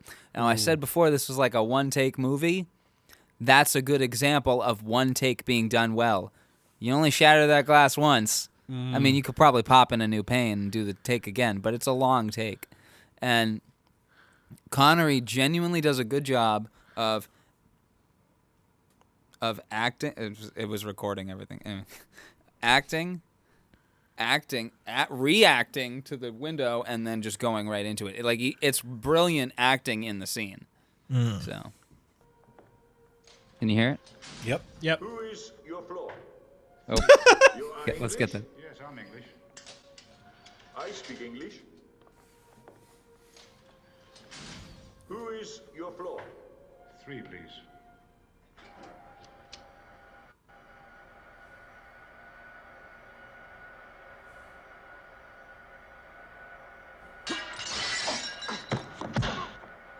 That's pretty good. Like, what a fast reaction. He like looks there, looks back at him. Check my watch, just in case. I'm getting ready. He notices. Oh, hello. Oh shit! Wait a second. Hold on. Let's look. Does it look like that glass has been put back together right here, or maybe it's been pre-broken so it breaks easy? But No. Either way, It's done well. Yeah, That looks like It's a fresh done very paint. well. That looks like a Yeah. fresh pane of glass. Or Yeah, like it's candy done very glass well. or whatever. But yeah, I love that little sequence. I think it's exciting. I like just the quick thinking of like, all right, let me get this guy down, switch to wallets, and then. But here's my other question about this whole sequence too. Tiffany Case, like, you just killed James Bond. Is James Bond like well known? Yeah, that's what I was thinking. Like, is he a well known? Well, I don't know. Everybody wants to make out with them, even James Bond, James Bond wants to make that's. Oh my god. Classic. which everyone would see where Peter Franks is. Look where he's coming in. Right, and look where Bond is. Like, it easily just been would- hiding there. He would see. He would see, like, what's that man doing, wrapping his arms around himself? Hugging himself. But yeah, that's my big question. Is like, is he known? Because if we're going by the timeline, Never say never again. Logic has that same thing. Sorry. Yeah. Agent James Bond, Agent 007. When Fatima Blush is looking at him through like binoculars or something. Yeah. Sorry. Trying to get my thought back. And in Thunderball, we're talking about if people know him in the world. Yeah. In Thunderball, Fiona Volpe is like, I know how this is. You're the great James Bond. You say something and you bring women to their knees. Yeah, I was just thinking because of You Only Live Twice, he fakes his death. It's in the newspapers. Like James Bond, Secret Service, whatever, passes away. Secret Service, giant picture. Yeah, front like page. It's front Secret. page. It's him. And so, like, yeah, insane. So I'm like, it's always interesting to see, like, how does Tiffany Case know who James Bond is? It's very confusing. And is she working with the mobsters? Yes, she was hired by them. So she's hired by. Okay, so that all makes sense because that always confused me watching it in the past. I'm like, This movie is so confusing, which is why I wanted to read the wiki so that we can get a little bit of perspective on things, perhaps. Yeah, because it is tough to follow this plot. Right. Yeah. So yeah, that answers my question for that sequence. And but yeah, I think that's a whole like fun sequence of him just trying to like do it. And my last question before we move on: when they hide the diamonds in Peter Franks' corpse. Mm-hmm. And Felix is it his ass? Like when Felix anatomically, like he's feeling it up. It's like I know the diamonds are in here, but where are they? And like it's presumed. He says alimentary, Dr. Leiter, which means the alimentary which is a pun on elementary, Dr. Leiter. Like, right? Is that what? It's a pun on the Sherlock Holmes. Sherlock Holmes, yes. But the alimentary mystery. canal. The alimentary canal is the whole passage along which food passes through the body from mouth to anus. It includes the esophagus, stomach, and intestines. Yeah, your gastrointestinal tract. And I think that it was inserted in his ass. If this was a serious 007 movie, like say I don't know, Dr. No, for instance, I think they would shove it down his Casino mouth. Royale. Yeah, because it's 00, because it's Diamonds Are Forever. They shoved it in his ass, clearly. Pooping diamonds. Say that sentence one more time, Andrew. I want a clean cut of that sentence. Say that one more time. Oh, wait, what? Say that last sentence you just said. Oh, clearly because it's Diamonds Are Forever, they shoved it in his ass. Thank you. For the opening credits, I have a note. Jill St. John's costume guy, his name is Don Feld. What? I'm gonna make a dirty joke here. Because it was the 60s and 70s. Everyone was getting around. Do you think at any point in their working career, Jill St. John would blow Feld? Oh, Hey-o. Hey. The scene where the diamond magnate guy is explaining the process, the diamond smuggling process and whatnot. It cuts to the mine I wanted it to cut to the Molly Maguire is mine. You can cut that, absolutely, yeah. Yeah. I'll make a little note on that one. Boom. Okay, Winton Kid, after they kill the guy with the scorpion, they say, "Curious." Connery Anyway. curious. Exactly. Ooh. The Money and Penny interaction is bad. You were discussing that earlier. Mm-hmm. That's her one scene in this movie, and it sucks. She's Yeah, wasted in it. especially with the context of Majesties. Where it's like And saying she's so diamond good in a in that ring. movie. And it's like, give me a diamond in a ring. Bro, you were just at my wedding. And you and saw my wife got shot like 10 minutes after the reception, bro. So that's another reason why these movies, I try to see this movie as a separate movie, not connected to anything. It works better if you switch the order. If you It switch does. it and you make it You Only Live Twice and then Diamonds Are Forever and then On Her Majesty's Secret Service. Yeah, That Yeah. works way better. Because The intro scene is in Japan. Yeah, yeah. Then the Connery films just get progressively goofier to be reset by the Lazenby films. Absolutely. And then you can go ahead Film, and do the film, Roger. excuse me. You can do the Roger Yeah. Moore canon after that. Oh, yeah, with slide Yeah. whistles and the whole nine. I love. And I love then those movies. honestly, then I would rearrange it so you've got On Her Majesty's Secret Service, then For Your Eyes Only, then The Spy Who or The Man with the Golden Gun, then The Spy Who Loved Me. You know what I mean? And then get progressively goofier with Roger Moore's as well. Yeah. Daniel Craig's get progressively goofier. Oh, sure. Oh, yeah. Timothy Dalton's gets less goofier, and Brosnan's gets progressively goofier. That's like, That's true. You could rearrange them to create this perfect running goofiness order. You should do a James Bond marathon where it goes from the most serious, most straight-laced spy films to the most outlandish, silly-ass movies. Well, the one on the farthest end would be Quantum of Solace. As like the And silliest or the most serious? No, as the most serious. Yeah, Quantum And then, would be the most serious. And then and then the goofiest would probably be. Octopussy. No, it might be this one. Really? I think Octopus Yeah. is way more goofy. That's the one with the plane in the truck, right? Yeah, but In the cold open. I think Octopussy's Mr. Clown Wint, Bond, Mr. right? Kid. I think Mr. Wint, Mr. Kid, Jill St. John at the end, Charles Gray. I think everything in this makes everything way goofier. Like, which one did you guys just say? I Octopussy. agree that this movie's silly as Octopussy. shit. Yeah, I agree. Octopussy will be towards the top for sure. Oh, yeah. It'll be like Octopussy, Diamonds Are Forever. Octopussy, I'm sorry, Die Another Day, and View to a Kill and Diamonds Are Forever. I Actually, watched switch View to a Kill and Die fairly Another recently. Day.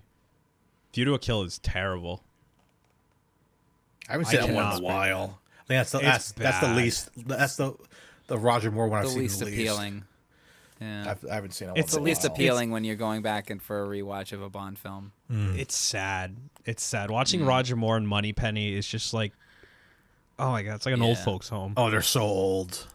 Oh, Yeah, and the God. outfits all it feels like you're watching just like a BBC original program. Yeah. Yeah.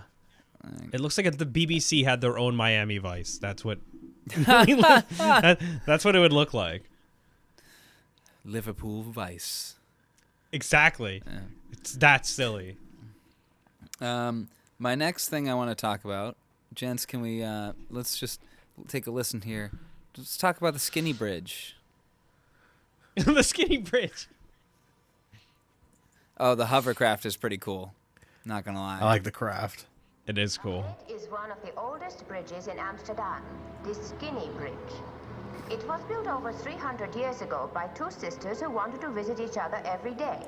Unfortunately, they ran out of money, so that is why it is called the Skinny Bridge. What? They ran out of money.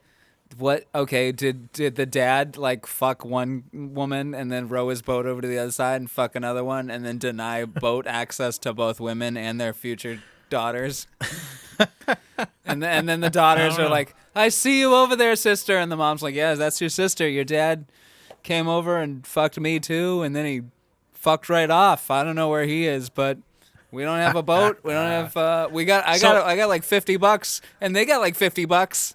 I think that can build us a little bit of a bridge. We can build enough bridge to be stable to walk on, but it won't get us very far. Or we can build a very skinny, unsafe bridge that will reach all the way. So I watched this movie last night, and I was very high when I watched this movie. And when they said the skinny bridge, I was. And when they said the skinny bridge, my first thought, and this just shows how much of an idiot I am. My thought was the opening. I thought it was going to be like narrow. That's why it's called the skinny bridge. But it turns out like, oh, that's pretty spacious to me. Why the fuck is it called the skinny bridge? That's weird. I thought it was just a small opening. It's not that small. It looks like the. Well, you can't even see the depth in that, but it looks like it's big enough for a car. But then this little part looks like it's very small, maybe just for like one car to go. Skinny? That's just a walkway. Only bikes and pedestrians go on that bridge. Oh, okay. It's not a vehicle bridge, it's a pedestrian bridge, just to walk. Huh. Because there's I think it's a new Call of Duty. There's a mission where you actually walk across that bridge. Really? And, yeah, I saw it somewhere. Is it called the Skinny Bridge? But I think they call it the Skinny Bridge. It's called. I'm looking it up right now on according to Wikipedia. Another person pretending to be dead. Don't open your eyes. Sorry. It's called the Magierbrug, but in English translated to Skinny Bridge. A bridge over the Amstel in Amsterdam, Netherlands. It connects the banks of the river of Kierstraat between like I pronounce those words. Central. Let's see. Present the build, but yeah, it's. I think it's just a walking bridge. And it looks exactly the same. I'm looking at a picture from 2017, which is like probably like the more recent. Oh wow! Right this there. Is actually this is a landmark. Yeah, look, it's the same. It looks the same. I can't see it. Why can I not see it? Is it not showing up for you? But yeah, looks exactly the same as it looked in the film. Yeah. So it's kind of fun. But yeah, if you look at it, just a little pedestrian bridge, people walking over, blah blah. A couple of bigger sailboats might come through. That's about it. But yeah, nice little cozy bridge. Look at that. Now, I wanted to make note, Andrew, you said you watched this last night. You watched it last night? Yes, I did. Now, I will say that this is the first Connery Curious film that I've watched that it's taken me 2 years to watch. How so? 2 years? Because I started it at about 6:30. Or about 4:30, excuse me, 4:30 on December 31st. Here we go. Oh, and then I had to go do something, and then I finished it on January 1st, 2024. Wow. Fun. Yeah, I'll leave now. Boo. And I thought I made it a New Year's Eve without someone saying, "See you next year." Somehow that's worse. I didn't say that. I never said that. Did I say that? No, but I'm saying that what you just said is worse. I disagree. I don't think that's as bad. It's not as bad. It's better. Took me 2 years to watch this movie. Fucking the guy at Picasso said that to me. I was just like, fuck yourself. Don't say that. Picasso's. I miss Picasso's, brother. Anyways. What's Picasso's? It's a pizza place where I live. Ooh. Which is like, yeah. I think only we fund that place to stay open because I think we. Yeah. I pay the owner's salary. we order from there every pay-per-view night. Every time we hang out, it's always Picasso's. It's a Picasso's night. It's Picasso's. But you gotta say it like Ric Flair. Picasso's. I got a Picasso pee. right now, so All right, me and Andy will keep going. then. I'll be right back. You guys keep going. All I'll right. be right back. All right. We'll do our Picasso's ad. This episode of Connor Here is brought to you by Picasso's. Boys and girls, have you ever found yourself zooted on a Saturday night watching Martin Lawrence movies, but you're starving, you have nothing to eat? Guys, Picasso's is the answer. They got the honey hot wings. They got buffalo chicken pizza. They got the classic margarita pizza, the Western pizza. They have everything from top to bottom, whether you want a wrap, whether you want snacks, whether you even want a chip and salsa dish. Go to PicassoRocks.com/ConneryCurious and you can get yourself no discount. You can get absolutely no discount, but you will support Picasso's and you will support the show. Again, that is PicassoRocks.com/ConneryCurious. Tremendous. Ladies and gentlemen, this is the Ladies and gentlemen, this is the American dream. The Thoreau. Tend to get down to the pay window at your local Burger King for Whopper Wednesday. Ooh, baby, get yourself 2 delicious Whoppers with cheese, lettuce, tomato, pickle, and of course some delicious raw onions over at your local Whopper Junior restaurant.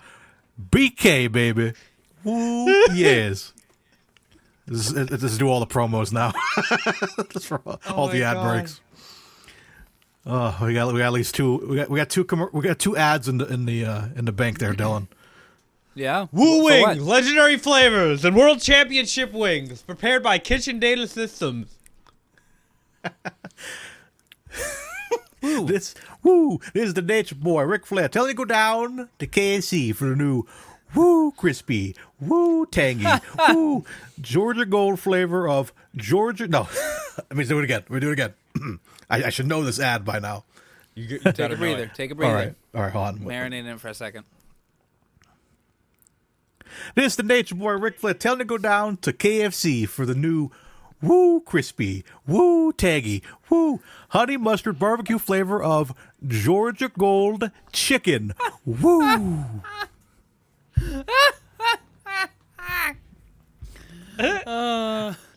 do it as Connery. Oh, jeez. This the same KFC one? Yes. This is Sean Connery telling you to go down to the local KFC for the new crispy, tangy, honey mustard barbecue flavor of Georgia Gold chicken. Oh my God. It was sprinkle these ads in the middle of episodes. Now do an ad for Picasso's as Sean Connery. Do you ever want to slap the delivery driver? Well, you can give yourself a slap, but you can give yourself a slap of the honey hot wings. Hey, that is definitely something people have brought up to me about this podcast, and it's definitely something we've had to contend with. Why? It's a sign of that. Come on, it's a product of the time. Well, no, I know it's. We're not going to get into it, but it's definitely that has come up when people find out about this podcast, and I don't really have any defense for it besides we like watching the films. Yeah, that should be the only defense. Sometimes we don't like watching the films. Yeah, because of that reason. Well, listen, you don't have to fucking explain yourselves to anybody, man. If you can go back and listen to a Michael Jackson record, there's plenty of Harvey Weinstein movies that I enjoy. I don't fucking support him. They're just I'm sorry, like. Yeah. Connery Curious. Well, I mean, it's a great pod and a great name. My sister has a podcast, Under the Fedora, a Michael Jackson podcast. Really? Yeah. I'm subscribing right now. Hold on. It's tremendous. Well, thank you. Also, subscribe to the Connery Curious YouTube page and Patreon. Under the Fedora. Sorry, we're doing more shameless. Also subscribe to the Connery Curious YouTube page and the Connery Curious Patreon. Sign up for the $10 Most Curious Connery tier. What's your you're probably gonna cut this out. What's your sister's name? Tess McGowan. I'm not gonna cut it out. She's been on the show.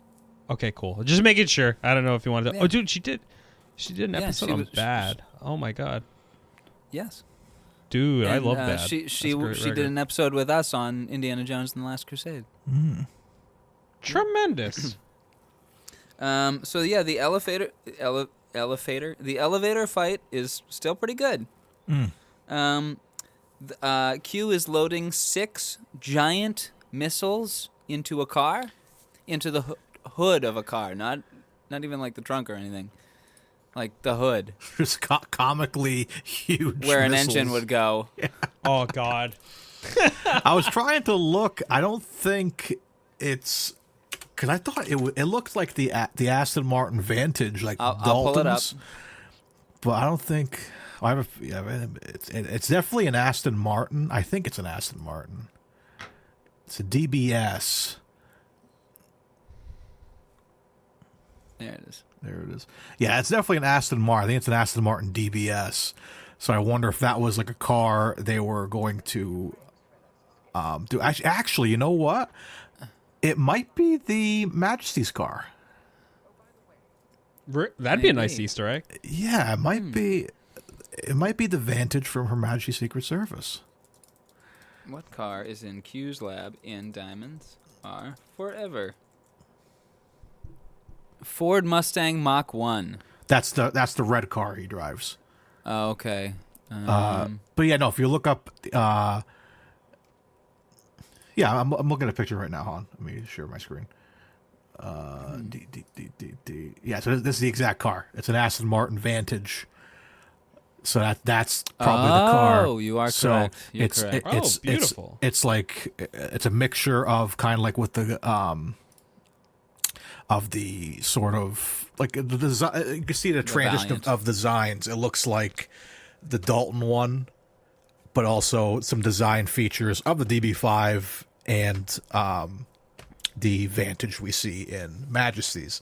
So it's probably like a 70, probably a new model. It's probably like the 71 DBS. So yeah, you can totally tell. Same car. That's a fun little nod. It's like, you know, what could have been, what the car could have been. Because this is the first time, you know, we're seeing Connery in an American vehicle, a Ford Mustang. That's a beautiful car. Oh yeah, it's a beautiful freaking car. And but yeah, it's like some people like, you know, I've talked, you know, saying like, oh man, like, you know, Connery and, you know, the Bond purists, like him and a Mustang, that's so like they really want to sell to the Americans. Like this is an American movie. We have American muscle in this car. And then like we totally broke the seal when we move on to you know, Dalton was the last Aston Martin guy for a minute, and then you bring in Lotus and to the Roger Moore films, and then you kind of got back to the Aston Martins later on with Brosnan, but the first half is all BMW, and that blew people's minds. Like, Bond doesn't drive a BMW, he drives an Aston Martin, a luxury car. But like, oh, but he's BMW Yeah, luxury. I don't think Moore ever drives a... He just drives the Martin, Lotus. does He just drives the Lotus. He drives the Lotus. The only time he drives the Aston Martin DB5 is in Cannonball Run. He plays himself. I've showed Andrew this movie, Yeah. unfortunately. Yeah. And I love the Cannonball Run. What are you talking about? oh, I love it, but like everyone else that watch it and like Oh, come on. Everyone else- It's an interesting film for I sure. love- I But yes, love that yes, movie. he is driving the... He's great in it. He's great in it. yeah, he plays himself, but he's like it's like he's Roger Moore, but he's like he has this thing in his mind that he's like he is A James secret Bond. agent. He is James Bond. Yeah, he's driving without the saying ass- James Bond. Yeah, he's just like, you know, I am Roger Moore. Well, no, this is what it is. He plays a guy, I think his name's like Percy or something in the movie, but he thinks he's Roger Moore, but he is Yes, Roger yes. Moore. So it's like a double mind fuck of a joke, and if you don't understand it, you're going to be like, well, this is a silly movie. But no, it's just a funny tidbit about that movie. That's funny. But yeah, that's my car nerd section of the show today. I thought that was fun. Now we had a little bit of Aston Martin love in this movie. Tremendous. You boys mind if I take a leak really quick? I'm sorry. Let's do it. Take a Connor P. Let's take a Connor P. Transition.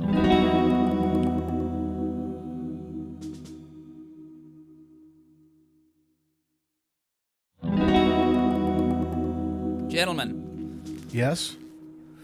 Yes. Oh, did I interrupt? I'm sorry. Oh, no. We're just talking about No. getting We're dinner. talking about food. We're talking about getting dinner. Are you guys getting dinner together without me? No, unfortunately not. I might still be COVID positive. Actually, Shit. Really? I should be good now. Yeah, I went to Long Island with COVID. Damn, you're here. Oh, yeah. Well, at least you guys got the seats like away from everybody, so that was good. Yeah. It was brutal. I had to wear a fucking. And you got to see Edge fucking get cucked. Anyways, That was crazy. we don't talk about Once it. everyone's feeling better, I'm cooking dinner. You guys come over. Ooh. Okay? All right. I'll play some music. Hell yeah. Sound okay? Just don't give me any of your cookies. I won't survive.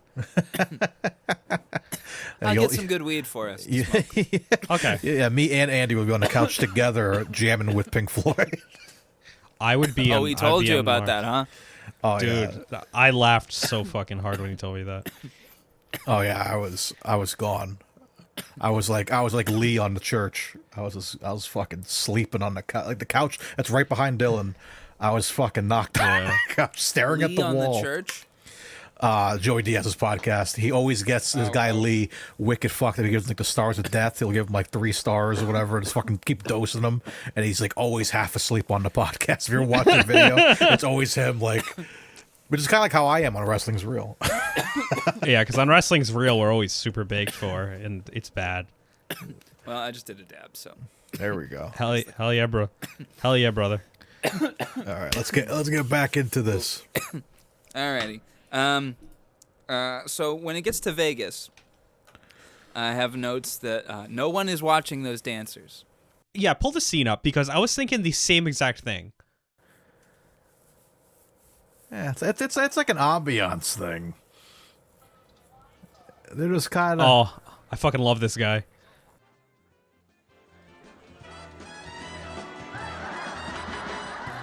Actually, it looks like a reflection. Is that a reflection of a mirror? I just noticed.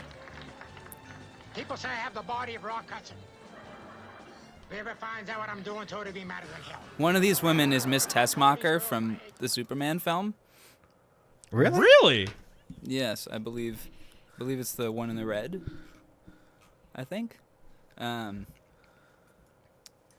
Shady Tree sucks. We want to talk about the comedy of Shady Tree. I love Shady Tree. Really? Well, I have his Wikipedia page here. Leonard Barr, he was a stand-up comedian. No shit. Yeah, I remember him from. He showed up on The Odd Couple, like the original Odd Couple from like the 70s. In the non-dialogue New York scenes in the first season and in later episodes with dialogue, and albeit unnamed. Yeah, because I remember seeing an episode a while ago, and I was like, "That's Shady Tree." So He's also on MASH as a comedian. Oh yeah. So obviously not a huge range for him. He I just found out he's Dean Martin's uncle. Yes. Really? Yes. Yeah. He was frequently on his variety show. Yeah. Cameron Crowe also depicted Barr as a foul-mouthed real-life character in Almost Famous. Wow. So somebody plays him in Almost Famous. Estrella Barr. Okay, so Bijou Phillips plays Estrella Barr. So maybe it's like her father or something. Huh. Anyway. I've never watched Almost Famous. Anyway. Oh, side note, anybody Dylan, have any- before I forget, I finally watched Once Upon a Time in Hollywood. What'd How you is it? think, my friend? My favorite Tarantino movie. Wow. Really? I fell in love with that movie, dude. Because I love Isn't it so good? old television and old movies, and the soundtrack's tremendous because it's all the music from the movie, but they also put like old, like Coca-Cola ads and stuff, like That's on the so radio cool. and shit. And so it's cool to listen to when you're driving around. Tremendous Have you seen film. it, Andrew? No. I think that might be the only Tarantino movie I have not seen as of yet. I have not seen. I've been Hateful. wanting to. No. No.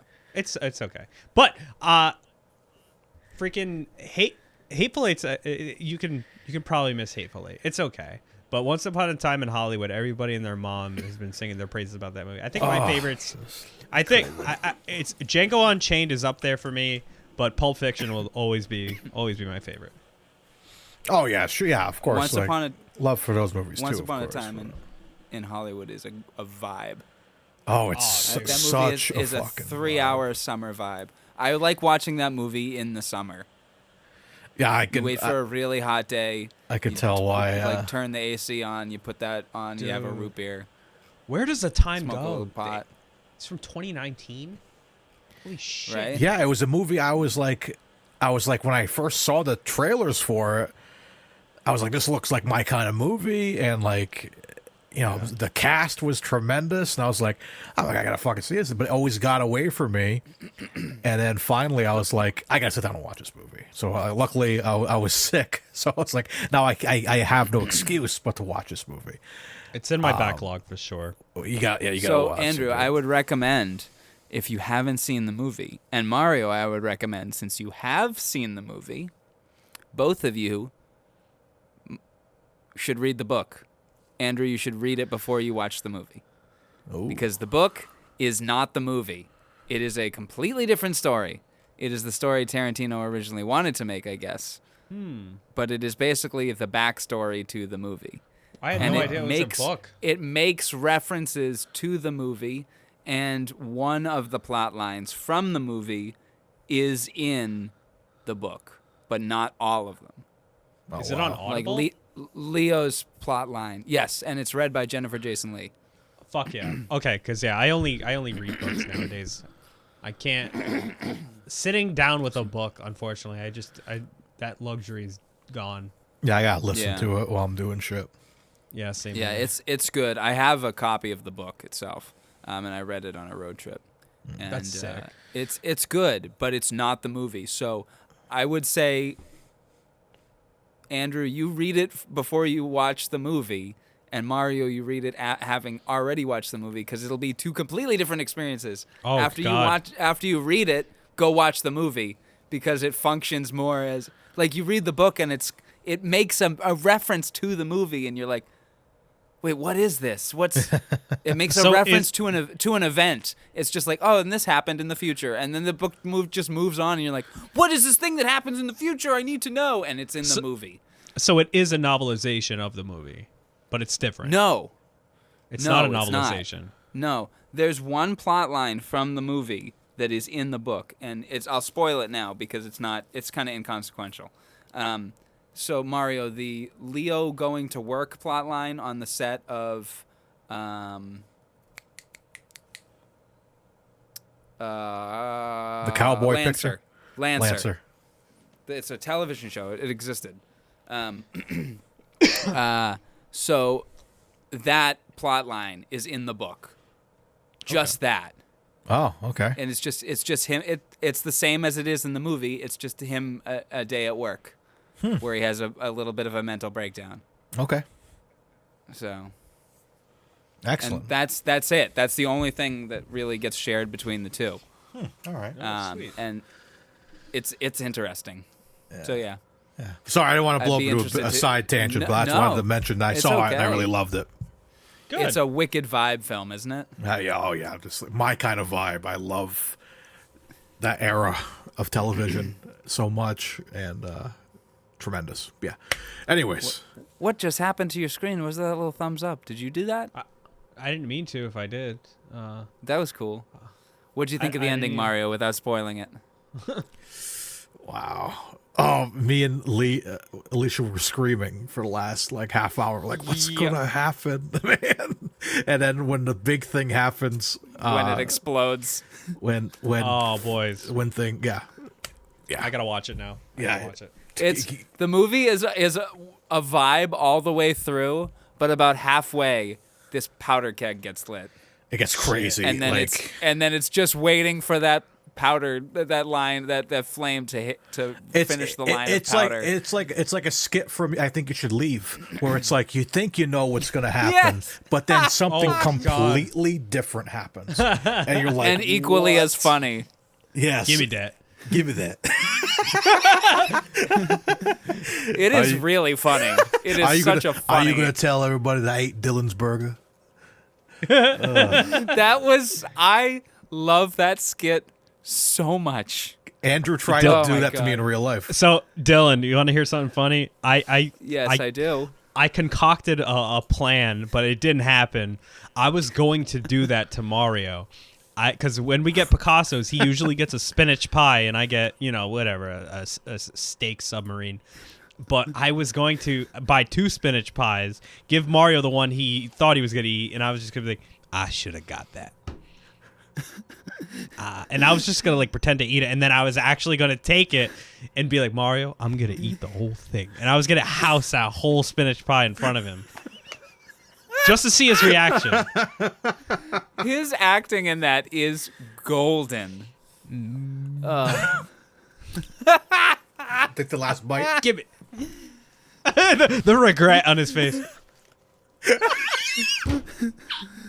I quote that all the fucking time. Give it that. Give me that. I ruined dinner for Kelly and I. I ruined dinner because I always say that to her. On kind of a similar note, so I signed up for the Big Brothers program. Oh, sweet. I went to an initiation meeting, and they showed us a video of how Obama is a big brother. Mm-hmm. And they're all big brother, aren't they? No. Oh man. But it was like kind of heartwarming because it's like probably like a 16 or 17-year-old maybe, and they're playing Connect 4. They're sharing a meal. They're playing basketball, and I think they're like having a burger or a sandwich or something. They're playing basketball. Just hearing that makes me laugh. And Obama says, "Give me that." Obama. I'm getting to it. Oh, sorry. Go ahead. And then like I think he's like helping him with his homework. After the video, I turned to the class because I was sitting in the front, and I just quipped real quick. I'm like, "Can you guys imagine Trump in that video?" and then I was just imagining it as it was playing out in my head of like helping him with the homework, and Trump is just like, I don't know. Or I don't know what I'm doing. Playing Connect 4 and he loses, and you see the Trump's moves are terrible, so he loses and he just knocks the game board off the table. Playing basketball and he just like he's standing far away and he throws it and just like piddles down, Just fucking up. and then he walks away, and then same thing with the food. Give me that. just takes the kids' food. Mr. President, do you want a bite? Yeah, I think I would. Give me that. Hey, listen. I'm gonna eat the whole thing. And he just eats the whole thing in front of the kid. Do the regret face as Trump.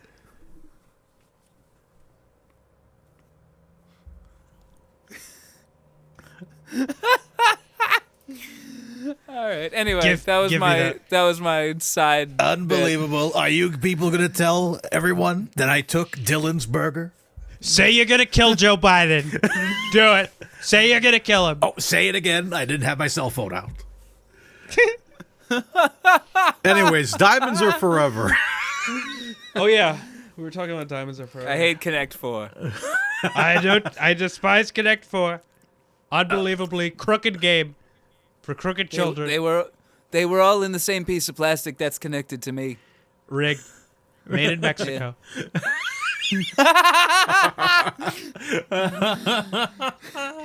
Unbelievable. Unbelievable. Plastic pieces. Hasbro in Mexico. Now see, this would be a better stand-up bit than Shady Trees. We're back. Oh yeah, There it is. Sorry. Shady Trees comedy sucks. However, Andrew, you said you watched the deleted scene. Scenes, plural. The only scenes I watched were the one with fucking Plenty O'Toole coming into the room. Because didn't her body appear in the pool at one point? Yes. And it's because that deleted scene she goes back into the room and sneaks into Tiffany Case's bag. I don't remember a fucking shady deleted scene. So there's a deleted scene of Mr. Wint and Mr. Kidd killing Shady Tree, and they use. I didn't see that. Hold on.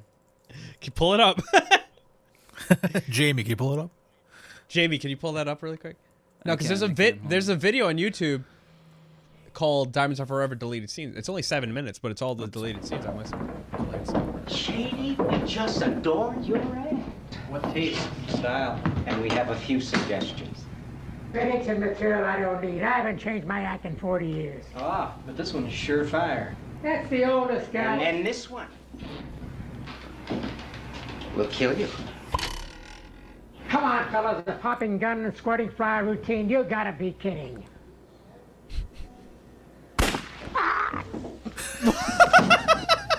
Whose company, Mr. Wynn? A tree was a crowd, Mr. Kid. And tree was a crowd. That's tremendous. That should have been in the film. How come that wasn't in the film? That should have been in the film. That really should have been in the film. He gave like a Dave Chappelle, like, ah! I'm Wayne Brady, bitch! Another delayed death reaction. That would have been the third. That would have been the third in this film. Would it have been the third? Yeah, because the delayed reaction with the doctor getting bit by the Blofeld, scorpion. the doctor. Yeah, so Shady Tree. There must be another one here somewhere. Oh, We'll find it as we go. The gentleman who oh shit, it's near the end of the movie. The Asian gentleman, when he sees the chaos occurring and he's like completely straight faced and he screams, ah! It's just super delayed. And gets lit on fire. Yeah. Yes. That's fucking funny too. Everybody in this movie's an extra. They are either being extra or they are an extra. Exactly. There's no in between. All right, let's move on a bit. At the craps table, Bond meets the opportunistic Plenty O'Toole, and after gambling, brings her to his room. Slumber's henchmen ambush them, throwing O'Toole out the window and into the pool. He didn't know there was a pool down there. Bond spends the rest of the night with Tiffany, instructing her to retrieve the diamonds at the Circus Casino. Tiffany reneges on her deal and flees, passing off the diamonds to the next smuggler. However, seeing that O'Toole was killed after being mistaken for her, Tiffany changes her mind. Okay, so that gives clarity to a lot of things, you know? Okay. She drives Bond to the airport where the diamonds are given... Sorry. She drives to the airport with Bond. She drives Bond to the airport where the diamonds are given to White's casino manager, Bert Saxby, who is followed to a remote facility, a research laboratory owned by White, where a satellite is being built by Professor Dr. Metz, a laser refraction specialist. After being revealed as an imposter, Bond escapes by stealing a moon buggy and reunites with Tiffany. That night, the two lead the police on a chase in the downtown streets and escape safely. Shall we? Isn't that redundant? Professor Doctor? No. No? Professor No, because he's Professor Doctor. That means he's a doctor and a professor. I feel like at that point you just He pick can one. teach other doctors. He's got a doctorate and he was a professor. Why not stack titles? If you had multiple titles, why not stack them? I don't know. It's just like, I don't know. This seems like too much to me. I feel like I just pick one, like doctor. Do you think if Sean Connery was a doctor, he wouldn't be Sir Dr. Sean Connery? It just sounds like too much. He goes full Scottish accent. Like he's shoot Sean Connery when he's I thought in you the said lab. Scottish Jackson. No. Scottish Jackson. That's Samuel L. Jackson's Scottish brother. But Sean Connery. That would be Samuel O. Jackson. Samuel O. Jackson. Oh, Jackson. But yeah, in that scene where Sean Connery is in the lab and he's saying that he's the professor doctor doing the testing, he straight up is just speaking like full like Sean Connery. Like, "Oh lad, how are you doing, laddie?" Like his accent, he's not. Wait, what was that? "Oh lad, how are you, laddie?" I can't do a Scottish accent. During which scene is this? That's when he's in the. I thought that's the scene you were referring to. Like when he gets the radiation tag and he goes into the lab. That scene. That's what I thought you were referring to. Klaus Hergesheimer. Yeah. Yes. That do a Sean Connery voice for us, Andrew? Yes. Yes. There we go. You know, sometimes I find it, you know, if women always want to get the last word. Whoa, not that. Oh, not that? Jesus Christ. I was in a league of extraordinary gentlemen. There we go. Thank you. Fantastic, underrated film.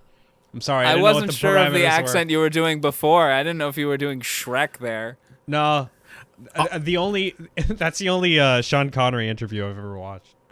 And the only other Scottish person who've ever been like shown is fat bastard. So everything is kind of a fat bastard. Yeah. Oh, baby. Everybody is a little Scottish. Sean Connery is a little Scottish sometimes. Sometimes when he's in an interview, he kind of rolls his R's and he, kind of talks in a weird Scottish. Yeah. Yeah, that's Sean Connery's shoot voice. It's not that thick though. The S's are always thicker than the rolled R's. Yes. Two no's in the yes means yes. Jesus Christ, dude! What is with you tonight? That's Family Guy. They spoof Sean Connery. Exactly. Oh my God! Come on, I didn't say it. I didn't come up with it. Sean Connery said it. Well, this isn't the offense episode. I'm sorry. Frankly, I'm offended. Oh, buddy.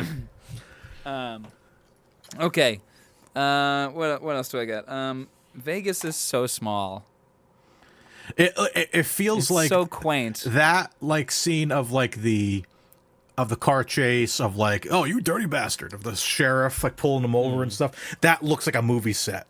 It looks like the Universal lot. Honestly, it felt like the Hill Valley like set from Back to the Future 1. You know what I mean? It felt like one street with some like neon lights around. Like it does not. It does not feel like Vegas. I mean, let's look at the trivia. Were they actually in Vegas for this movie? I don't think Yes, so. they were. Were they actually? They were. in Vegas? Yeah, yes, they were. They were. Oh, okay. 100%. Yeah. Yeah, it makes sense with a lot of the exterior stuff, like the gas station stuff like that. But yeah, that street at night looks like a fucking set, man. It looks like a back lot to me. Well, there are some sets for sure, but they're for practical purposes, like Connery on top of the elevator, which we'll get to. I want to go through my notes here in the order that I have them. Let's talk about Zambora. Wouldn't it be funny if the Zambora scene was the trailer for Diamonds Are Forever? Just the scene of her transforming into a gorilla or a guy in a gorilla suit. And that, like, the whole scene, that's the trailer for the new James Bond movie. Like, you get the same like intercut like titles, like, wow, Diamonds Are Forever, exciting adventure yet, but it just cuts to Zambora. people just looking and then woo. Like that'd be funny if they don't sell it as a James Bond movie. Like they say, like, they show like Zambora. You hear like the doctor's like, we're gonna set this experiment, whatever, blah blah, and like if anything were to happen, going to set this get experiment. out. And so you think you think it's like a monster movie, but it's gonna be the new James Bond movie. That'd be the greatest mislead ever. It's the whole scene plays out. Diamonds are forever. Gun barrel. Anyway, funnier in my head, I guess. Oh, honey. Oh, sweetie. I love you guys. I love you. We all love each other. And then, wouldn't it be funny if she's trying to escape, but Tiffany gets mauled by Zambora? That would actually. Oh no! It's loose! It's loose! The diamonds are lost. That would have been the funniest thing at the end, like when they're when they're calling for backup at the end when they puts the red balloon up. Like that's what happens is they send another one of those like those silver balls that James Bond came down in, but they Zambora. open it and Zambora comes out and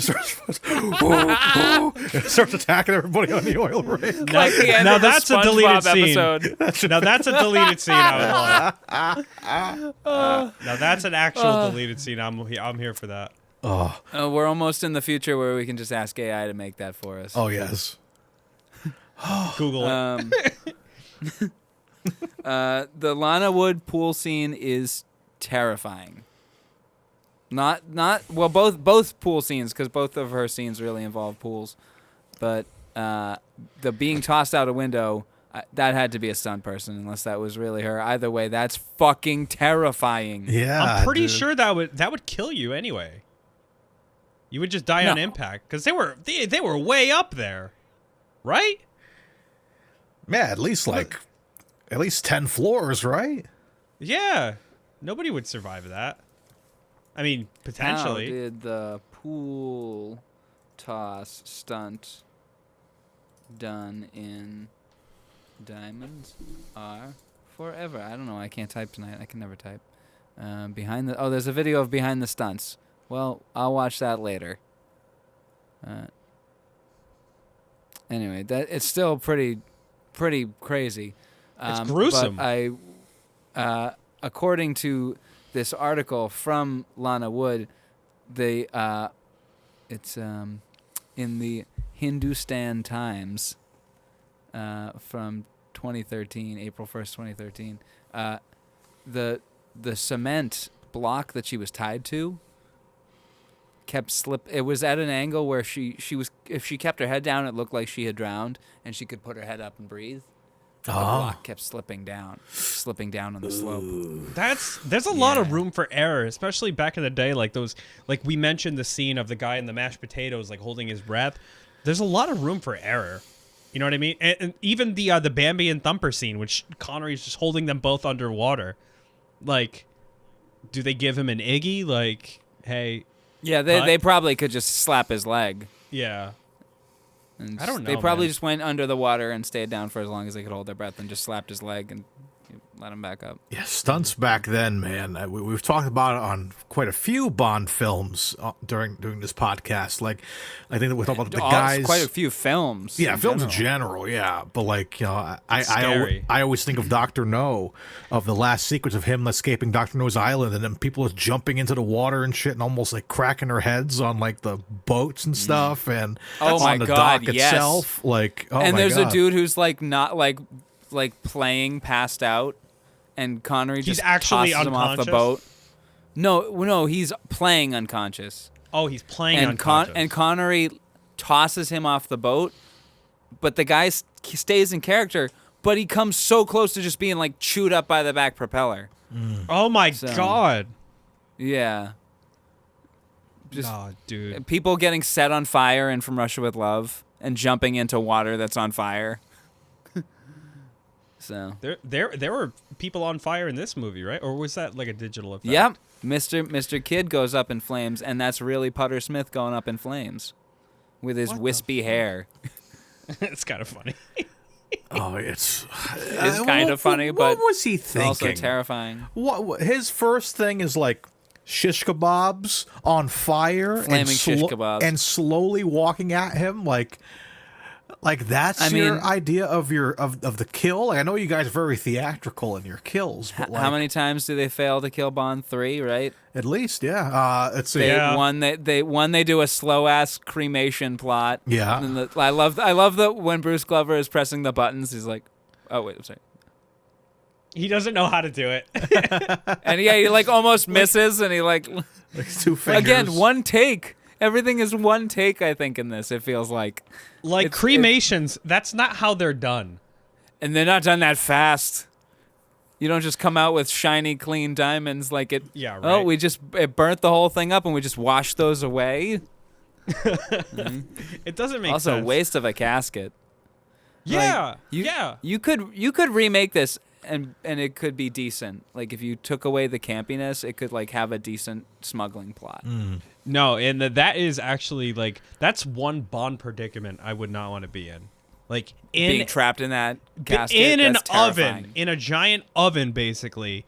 With the most terrifying funeral music you've ever heard. For some terrifying reason. funeral music, and it's like just flames and fire around, and you're being cooked inside of this coffin. Like that's terrifying to me.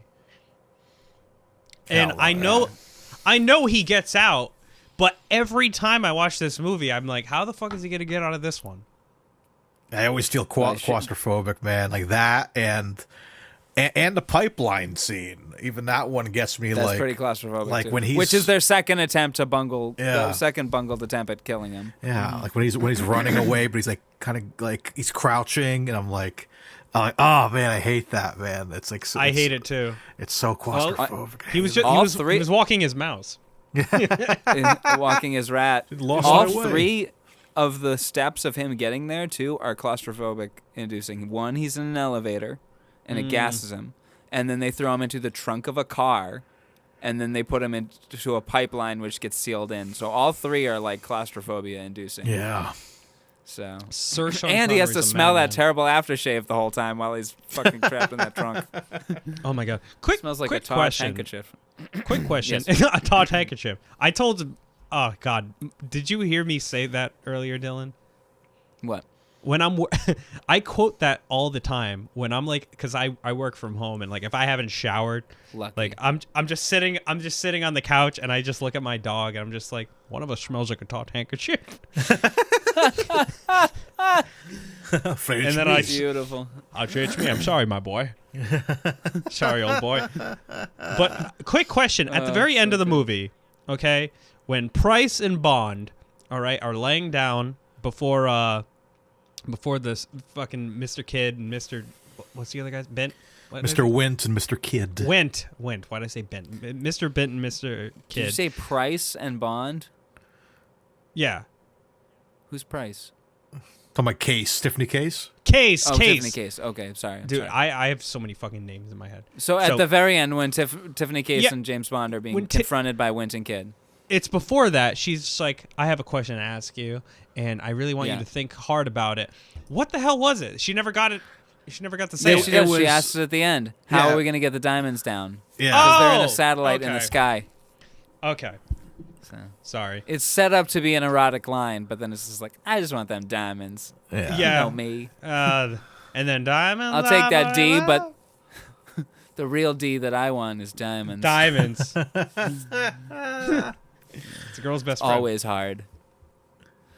Anyway, Oh my god! Didn't Connery have a boner joke? He had a boner joke when he took Plenty O'Toole up to his room. It's just like, like you caught me with more than my hands up. Good evening. I'm afraid you've caught me with more than my hands up. Oh yeah, when the mobsters like turn the lamp on. That's a good one. Oh yeah. That was tremendous. That was a tremendous boner Can- joke. Also, I'm sorry. Can you imagine James Bond going through the same motions that all of us kind of do, where he gets a little bit he's excited, so he gets a little bit in his pants, and now he has to have this just a little bit of excitement juice in his pants. Not the finished product, but and then he has to do the rest of his scene. With a little bit in there. Just a little bit in there. But listen, it wasn't wasted, okay? Because facing death, and Yeah. then for some reason he's super sensitive, so he's edging as he's trying to have these conversations. that's why the sex scene was so quick with him and Tiffany Price. Because it's Case. lit. Is it Case? What do I keep saying? I keep saying Price. I'm so sorry. Jonathan Price. When he's making love to Jonathan Price. It's Sean Connery and Vincent Price just making out. But yeah, no. Tiffany Case is in bed. have They're to talking pee about the again. diamonds. He takes his fucking shirt off to reveal his hairy ass chest, and then the His next thing you midriff. know, the next thing you know, they're enjoying a postcoital cigarette, and I'm like, show something. You could have obviously they weren't gonna show them fucking. I gotta but, pee. I gotta Connor pee. I'll be right back. pee. Do your Wow, thing. you're talking like a pervert, Andrew. I'm just saying, just show them making out and then have the camera pan off and then have the camera pan back on and then they're enjoying their post-coital cigarette. It was just a quick cut. It drove me crazy. I just feel like Jill St. John just wasn't having it because I think this is next to Never Say Never Again is probably the grossest version of Connery. 'Cause Probably. it's like Roger Moore, how gross and leathery he is towards the end of his run. I And, wouldn't compare it. I wouldn't compare him to Roger Moore. I don't know. It's the scene of him hitting the light switch when he's the way he hits it's very very seductive, but they cut the camera so it's like you could see he's fucking ass naked. Like they want to let you know he's ass naked, and like he looks like my dad when he's sneaking around for like, you know, a cigarette and a Coca-Cola at like 2 a.m. You know what I mean? And it's What did I miss? It's gross. Oh God. Mario was just comparing Sean Connery's naked body when he's about to turn the light off to go have sex with Miss Case. What did you compare it to, Mario? Your dad in the middle of the night? It looks like my father walking around in his tiny whities trying to look for a cigarette and a Coca-Cola at like fucking 2 o'clock in the morning. It's like this is probably I was saying when you walked away, Dylan. This is probably the grossest looking Connery next to Never Say Never Again. It's just no. I disagree. Never Say Never Again's grosser. No, sure, but yes. Okay, here's the thing. Connery looks the worst in You Only Live Twice. I think that's. I don't think you can dispute that. He doesn't want to be there, and he doesn't look good. He's a little he looks a little bloated, and especially the Asian the makeup that surgery. they put on him. Yeah, it's very offensive. It's very offensive, and it is also offensive to him as a good-looking man because he looks like garbage. Yeah, he looks scary. You Never Say Never Again is next in terms of worst, but like going from worst to best. But as Mario said, he looks good as the Green Knight. It's really just the fact that he doesn't have a beard and his hairpiece is bad. That's what makes him look bad. Otherwise, he's in good shape.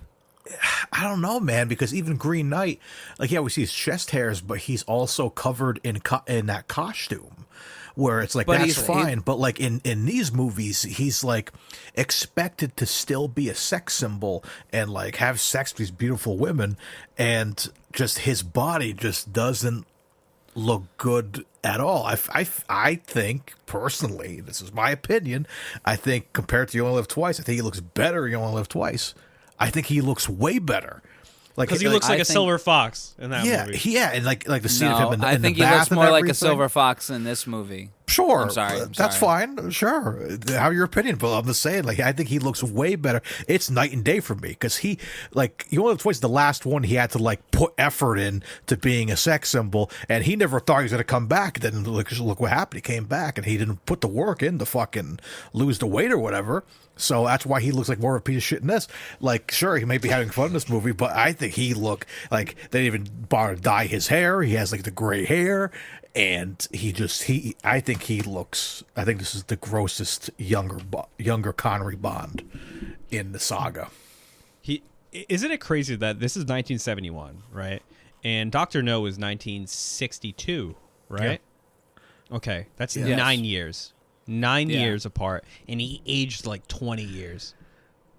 Stress, it's man. Insane. It's probably like stress and shit, dude. You know, he it wasn't all sunshine and daisies with all these fucking Bond movies. Like, he was hating it towards the end. He got fucking underpaid and fucking underappreciated and shit. And that's kind of why he fucking It's like left. Harrison Ford. Like, Harrison Ford in 1977, stud. Return of the Jedi. I'm like, dude, what happened? Yeah. Cocaine. Oh, yeah, that could be it, too. Like, the Coke finger. He looks pretty good. Look at that. Sure, but like, give me a still of him hitting the light switch. Yes. Okay, so here's the thing about that still. Or about that part. Here we go. So you can inform me than I had expected. She's so beautiful. Okay. I'll turn off the subtitles. I'll turn off the subtitles. Peter. Very impressed. There's a lot more to you than I had expected. There's a lot more. Presumably I'm the condemned. That's my dad. Okay. That's the shape I'm in right now. Is you guys see the line there? Is he wearing his underwear? I think he's wearing his underwear. I don't think he's naked. He probably has like a little, what do you call it, like a cod piece or whatever the fuck you want to call it. Yeah, that's me taking a piss. It holds a gun. Okay, however, Obviously you're that's not terrible. Like, He's not fat. He's just like. He's Okay, just, so his shape. here's the thing. He Here's the just has thing. a weird shape to him. I don't know. As I was watching this, Nicole came into the room at this scene. And first she saw Jill St. John and was like, hot diggity.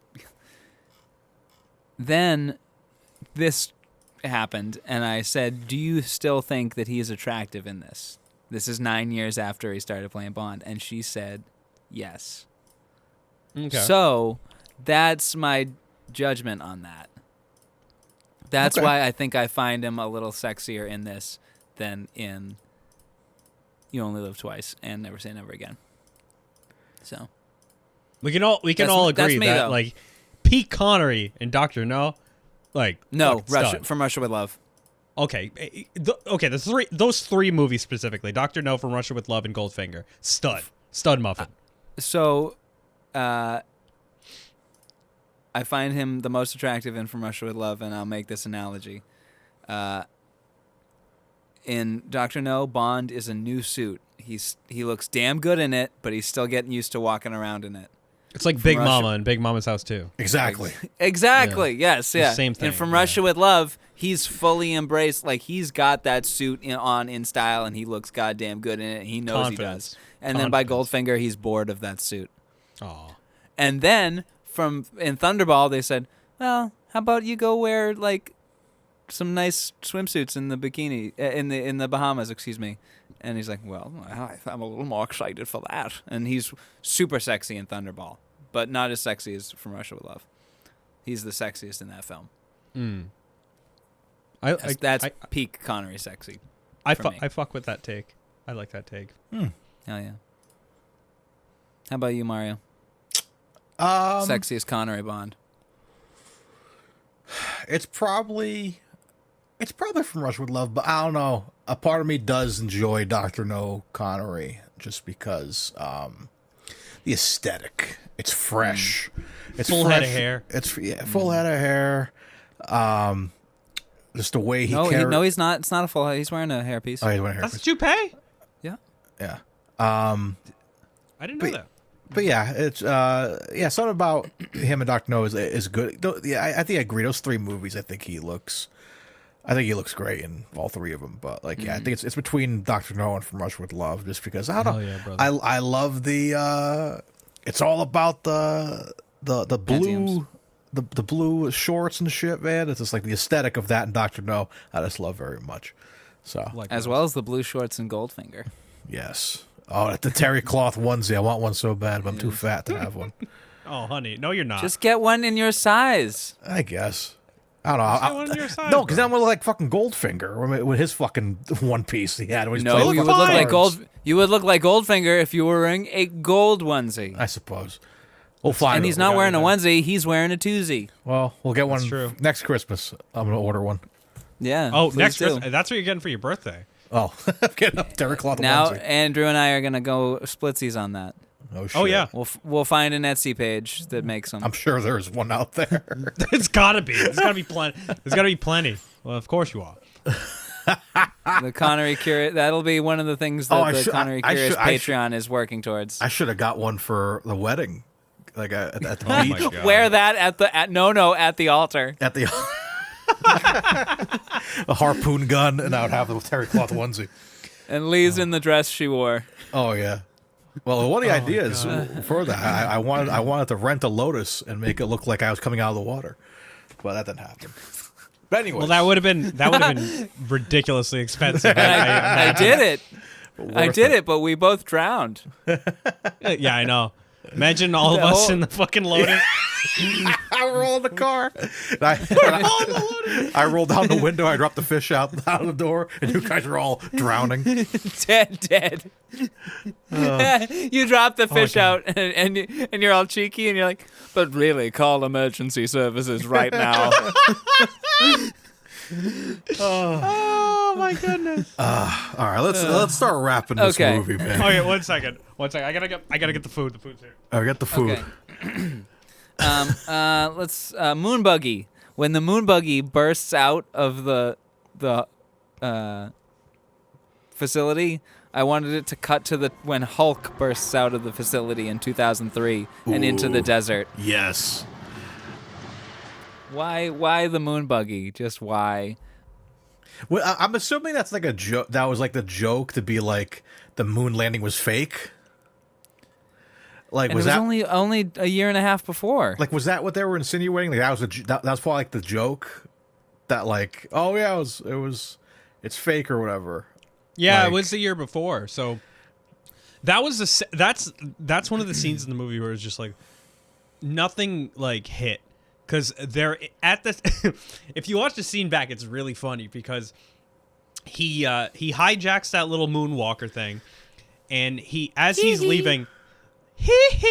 The guys are chasing after him, but the astronauts in the background are still moving slowly. Slow mo. They keep kayfabe, man. They want to keep kayfabe. Also, they're like- now I'm imagining Sean Connery steals Michael Jackson.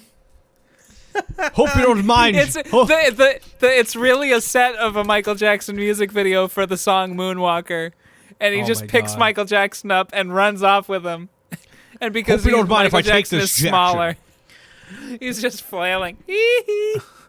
But because of that scene, this provided my favorite behind the scenes shot. Share. Which is right here, which I shared before on Instagram, is him just like pretending to golf I on love the that. moon. I love this picture so much. Ooh, That's hilarious. Click on, It's just- click on that one. Yeah, right there where your mouse is. Yep, Him, I like that one too. yeah, just like Goofily and him sticking out messing with them and shit. Whoa, hold on, go back to the tank one. This one? Yeah, yep. Oh yeah. I had that as a Stud. I had one that was like him making a really funny face as my wallpaper. It was from that same shot. I don't know where it is. But I If used you to go have that as back- my wallpaper. Go back one. That's so funny. Go back one. Go back All right, where? wait. Click on the tank again. I'm sorry. I like how it shows Outland as well. Okay, now click on the goofy one there where he's holding his stomach. Okay, now the middle one there. The middle. Yeah, that's him without his hairpiece. Oh, really? Oh, is it? God. No, it's not. no, Never that's mind. on Never that's on mind. It's set. the shading. It's the circles are throwing it off. Yeah. Yeah, see, that's him with the toupee on. Yeah. Oh man. I like that pink tie. That's a sick tie.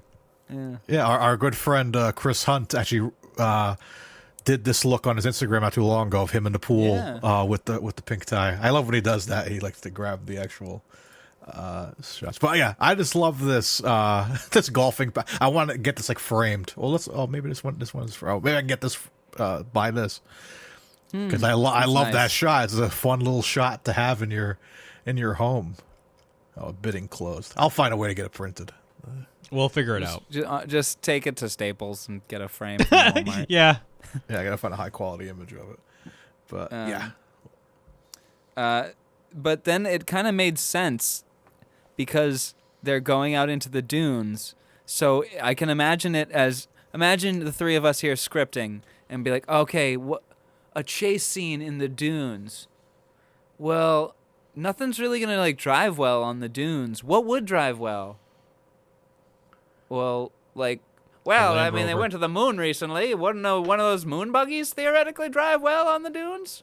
Yeah, one of those little Mars rovers or whatever the fuck. And, those are, the and moon that's rovers. kind of where I think the scene comes from, rather than the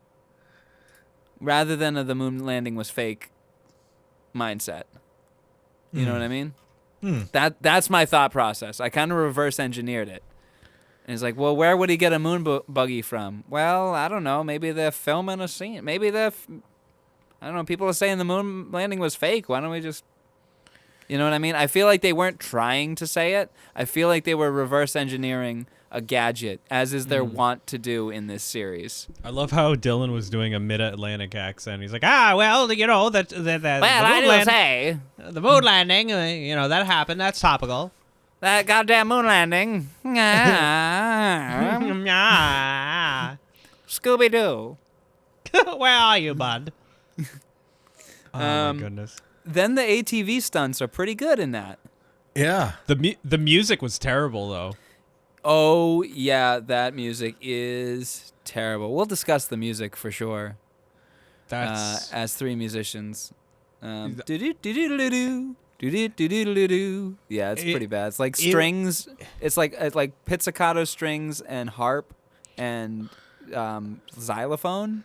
like that would be fine for like the Bond Bambi thumper scene. You know what I mean? Like quirky fight music. But like it's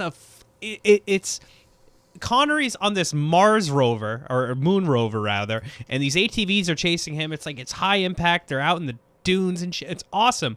But like the music just doesn't fit. It's just very bizarre. I wrote that down. I want to do a re-edit of this film that kind of takes out most of the campiness elements and just makes it a straightforward action film that's like 80 minutes. Because there's some good stuff in here. You know, obviously a lot of the camp is good too, but you know what I'm trying to say. Yeah. You know? And then ultimately that sequence ends with a pretty clever getaway where he sets the buggy to automatic and gets out of it. And then That's hilarious. And then as he rides off and he approaches the car, he just jumps off the thing and lets it keep driving off into the distance. Yeah, who cares? So, just let that shit go. And the other ATVs are chasing the moon buggy that they don't realize doesn't have anyone in it. So clever. Class. A clever getaway. But I hate the Vegas car chase. How do you guys feel about that? Oh yeah, it continues to drive me. It's always driving me crazy for years. It's hilarious. Is that like great stunt work by whoever was driving the car? I always appreciate great stunt drivers. But like it's just that scene of them going into the alleyway, dead end. And then we have cool stunt, such a cool stunt. Cool stunt, but it gets ruined by the poor edit. Yeah, and the misfilm. Yeah, they misfilmed it. Yeah, they fucked it up while filming. Clearly. Yeah, like I think. Yeah, maybe they set it up again. Maybe they decided afterwards. Oh, it probably makes sense if the car landed this way, and then took the right down the road and then took off. It's a narrow ass alley. Like there's no possible way it could have happened. And they try to sell it. Or the only other alley. Maybe they had two alleys. Like they had one that you can go in this way, and they had that ramp. But the one that they had for filming where they come out, they didn't have a ramp to do the same thing. Maybe, and they had to put it the other way. Oh, come on. Maybe it was a geography thing. Don't worry. I'm gonna make the Andrew cut. I'm gonna go in Adobe Premiere. I'm gonna flip the scene on the tail end of that, and I'm gonna just cut out that little middle section. Boom! I fixed it. Yeah, it looks so stupid when you're seeing it. Like, how does that work when it went? Like, you have no room to like open it. I'll sell it back to MGM. Yeah, so you're gonna have to flip mirror some of the scenes. Oh, I'm gonna mirror a shit ton of it. I'm also gonna take out the offensive scenes. It's gonna be a 30-minute movie. It's gonna be 30 minutes. We could. All three of us want to work on an edit of Diamonds Are Forever and like make it a really solid film. Sure, let's put it on the list of things to do in 2024. It could be done. I mean, okay, you could shave 6 minutes out of that car chase. Yeah, it's rough. I think a lot. I mean, of that, again, the stunts are good, but I fast forwarded through it. You could shave 6 minutes from a lot of scenes, especially. I think the end dragged on a little too long. Same. I'm sorry, Mario, you were saying? I'll say the 70s were all about that, though. I think that's what it is. It's like America in the 70s were all like, fast cars and like, and cop cars. Smokey the Bandit, we don't get that till 77. But it's got that. But it's got that vibe of like, then you think of any, what's that? What's that movie? Bullet? Is it Bullet? No. Yeah, Bullet with Steve McQueen. Yeah, there we go. Like Bullet, stuff like that. Like that was like the era of like the muscle car and all that. And I tried to incorporate that in a James Bond movie. And in any other movie, that would have been a fun scene. But because of a James Bond movie, we're used to smoke screen and oil slick and ejector seats and like machine guns. Instead, it's just a boring chase scene in Vegas, which I'm like, they're like, oh yeah, we're gonna put a scene in this, and Ford probably gave us the money to show off their Mach 1, so we got to make that vehicle shine. So we put a boring scene in it like that, and it's just like, sure, it's fun, but for a Bond movie, it's not very exciting because it's Connery's last one. We at least need a fucking oil slick or something to happen, which makes it not fun. Yeah, it's like because it's not exciting. It's not fun. Yeah, it's generic. The only thing that scene has to offer is the stunt is cool of the car on its side. That is a cool stunt, and the poor edit and miss film is amusing. And then the one line, "There goes that son of a bitch and saboteur." Yeah. That's a fun line. Which later that character becomes J.D. Pepper, who we get later on. J.W. Pepper. Yeah. J.W. Pepper. You're thinking of Jimmy Dean. Jimmy Dean. Jimmy Dean's Pepper. And yeah, those are the only things I find enjoyable about that scene, but I fast forwarded through it. I watched it at 1.5 and just let it breeze by and kind of filled in some of my notes. I drew a diamond. There's a fish tank bed, which looks very uncomfortable. That looks super terrible. uncomfortable. I hope we didn't frighten the fish. It might be cool in retrospect to kind of just sit there for a few minutes, be like, let me sit there and like look at the fish for a few minutes, but I'm not sleeping there, dude. I hope there's another bed on that second floor of the suite, because it showed that there were two floors to the suite. Oh, that's right. Yeah. Okay. I'm done with my notes for that section. Does anyone have any other notes up until the police chase? Well, I got nothing, brother. Okay, I'm gonna read the next paragraph, and then I got a Connor P again. All right. Oh, buddy. No, we'll probably wrap up it's soon. happening to me tonight. Yeah, I'm sorry. It's gonna be a long one, but it's been a fun one. Hell yeah. For sure. That's what she said. Hey. Bond scales the walls to the White House's top floor to confront White. He is instead met by two identical Blofelds who use an electronic simulator to sound like White. Bond kills one of the Blofelds, which turns out to be a look-alike. Or is it? I'm not really sure. He is then knocked out by gas, picked up by Winton Kid, taken out to Las Vegas Valley, placed in a pipeline and left to die. Bond escapes, then calls Blofeld using another voice simulator to pose as Saxby. He locates White's desert home, defeats bodyguards Bambi and Thumper, and rescues White, with Saxby being killed in the ensuing gunfight. Meanwhile, Blofeld abducts Tiffany.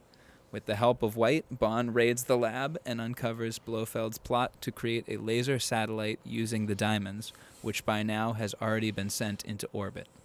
With the satellite, Blofeld destroys nuclear weapons installations in China, the Soviet Union, and the United States, then proposes an international auction for global nuclear supremacy. I got a Connor P. I'll be right back, gents. You take over. Oh. Where do we leave off? So Vegas shit happens. I guess we'll talk about like the Blofeld scene and kind of like that last half of the movie here. I thought that movie that last scene was tremendous. That Blofeld scene that Dylan was just talking about with the two Blofelds. Oh yeah, like that's twins, Basil, twins. Dude, I was laughing my ass off because I love how Dylan said it earlier. Like the fact that they got two identical cats just for that gag is so funny. And a cool note here, Blofeld, the fake Blofeld calls him 007. The real Blofeld calls him Mr. Bond. Oh, I didn't catch that.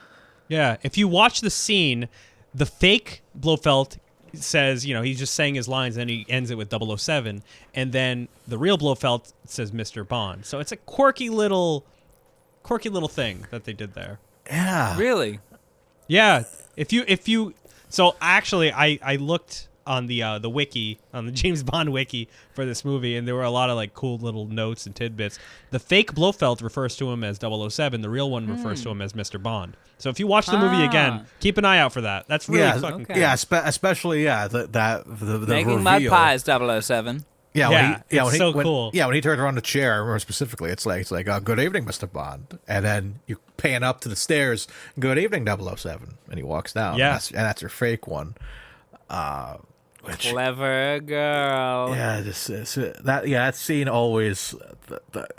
I remember the first time seeing it as a kid. I'm like, what? There's two. How did they get two Blofelds? How did they get two actors in the same room and shit? And like, it was like it blew my mind as a kid.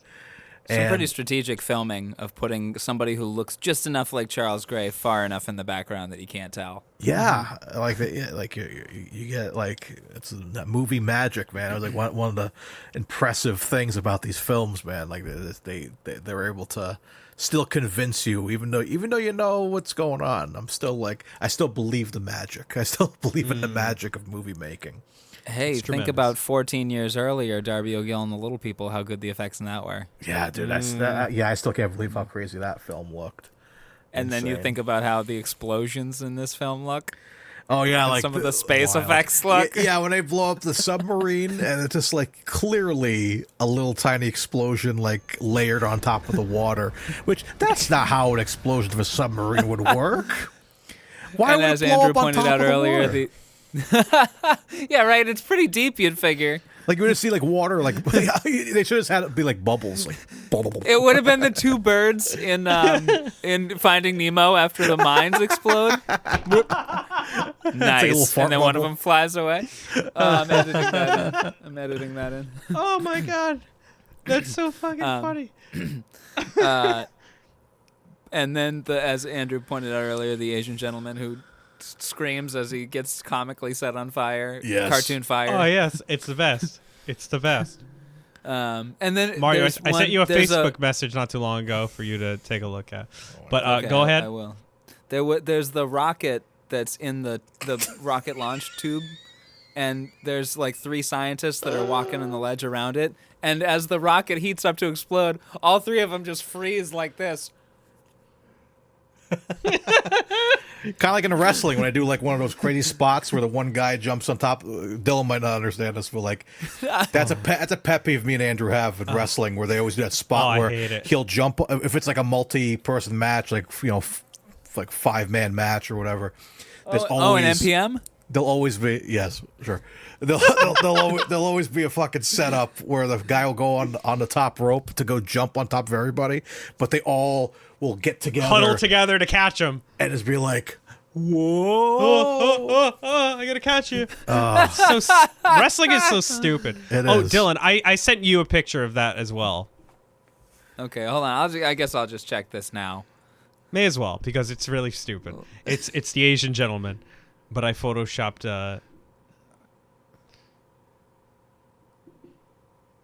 Oh it's my idiotic. god! All right, hold on. I'm gonna share the screen with the good folks at home. That's amazing. Yeah, it's idiotic. He's not waiting for a firefight. He's just pounding some Coors Lights. He's I chilling. love it so much. And for a split second, I thought it was Mario. Because you have that shirt. Oh yes. Okay, the White House climb is fucking insane. That scene scared the shit out of me because I don't like heights. So cool. I hate heights. I hate heights so much. And the idea I hate heights. of and grappling of grappling to the ledge, it just freaked me out. I'm like, no way, man. Tom Cruise would do it for real. That was one of my notes. Oh yeah. Oh yeah. He would have done it for real. But yeah, still an incredible. That's when I said practical sets for reasons. Practical sets for practical reasons. When Connery's grappling, whatever, it's rappelling would be going down. When he's grappling his way over there, that's a set, obviously. So he's probably like 5 feet above the ground, above pads. But either way, it's still an awesome stunt. The man on top of the elevator is real. That was incredible. Yeah. I think that was Really? Bob Simmons, the stunt man. And though you figure Bond would have thought through that plan, because when it gets to the top, he's like, Oh, I might have to crouch down. Oh, I didn't think about this. Does White do a lot of business on the toilet, or does Blofeld? Is this our first time? Is this our first time seeing Connery on the toilet, Mario? In a James Bond movie? In a movie, in Connery Curious. No. Continuity. I think so. We see him in a lot of bathtubs. Yeah. This movie predicts AI voice implications and what that'll do, you know. The cat kicked Blofeld headshot. Tiffany has no knowledge of the cat. Why does she look and follow Blofeld? She has no knowledge of that cat. Yeah, right? Maybe Bond mentioned it or something. I don't think she's seen him since, because he's been kidnapped. Yeah. Wait a minute. Are you referring to the scene where she follows the cat? She follows, the woman. No, she sees the woman. woman. Sees this old woman walk through the casino with the cat, and she for some reason says, "Oh, that's right. That's right. That's got to be Blofeld." That's a question I wanted to ask. How the fuck does she know about Blofeld? Is Blofeld well known? I don't think like so. 007? I have no idea. The movie only establishes that we know them as characters. Simple as that. Oh no, the woman and the bad guy are in the same car. Oh no, you know. I feel like it's just like a development. And then it turns into Blofeld in drag. Yeah, that's that scene. Oh god, I feel so bad for Q in that scene because poor guy just wants to show off his gizmo and his gadgets. Yeah, and nobody wants to fucking listen to him, dude. I felt so bad for him because he's just like, oh, it's this little thing here that takes the rotas and blah blah blah. I'm like, go on, and then she walks away. He's not even interested in the money. Yeah, he's bankrupting this casino. but like nobody wants to talk to him about it. He's bleeding this casino dry. Yeah, he's 2 or 3 people that follow behind Q are just going to be incredibly lucky that night. I want a scene later on where like Q drives up in a very fancy like limousine and there's like women in the back in there with him. He's wearing a top hat and a monocle. Because he just fucking ripped off the casino where nobody stopped all this money. And he's just I don't need to work for MI6 anymore. Fuck the government salary. I'm an American now. No, I think Q does it. Q does it for love. I think Q is very proud of his craft. I think Q is a professional, and I think he doesn't need the money. All right, he's a stud. No. He can do whatever the fuck he wants, and his hands are huge. He pleases all his women. People like those hands. Another deleted scene is the elephant that spins the 3 elephants and gets excited that it won on the slot machine. Oh, I saw that. That was stupid as shit.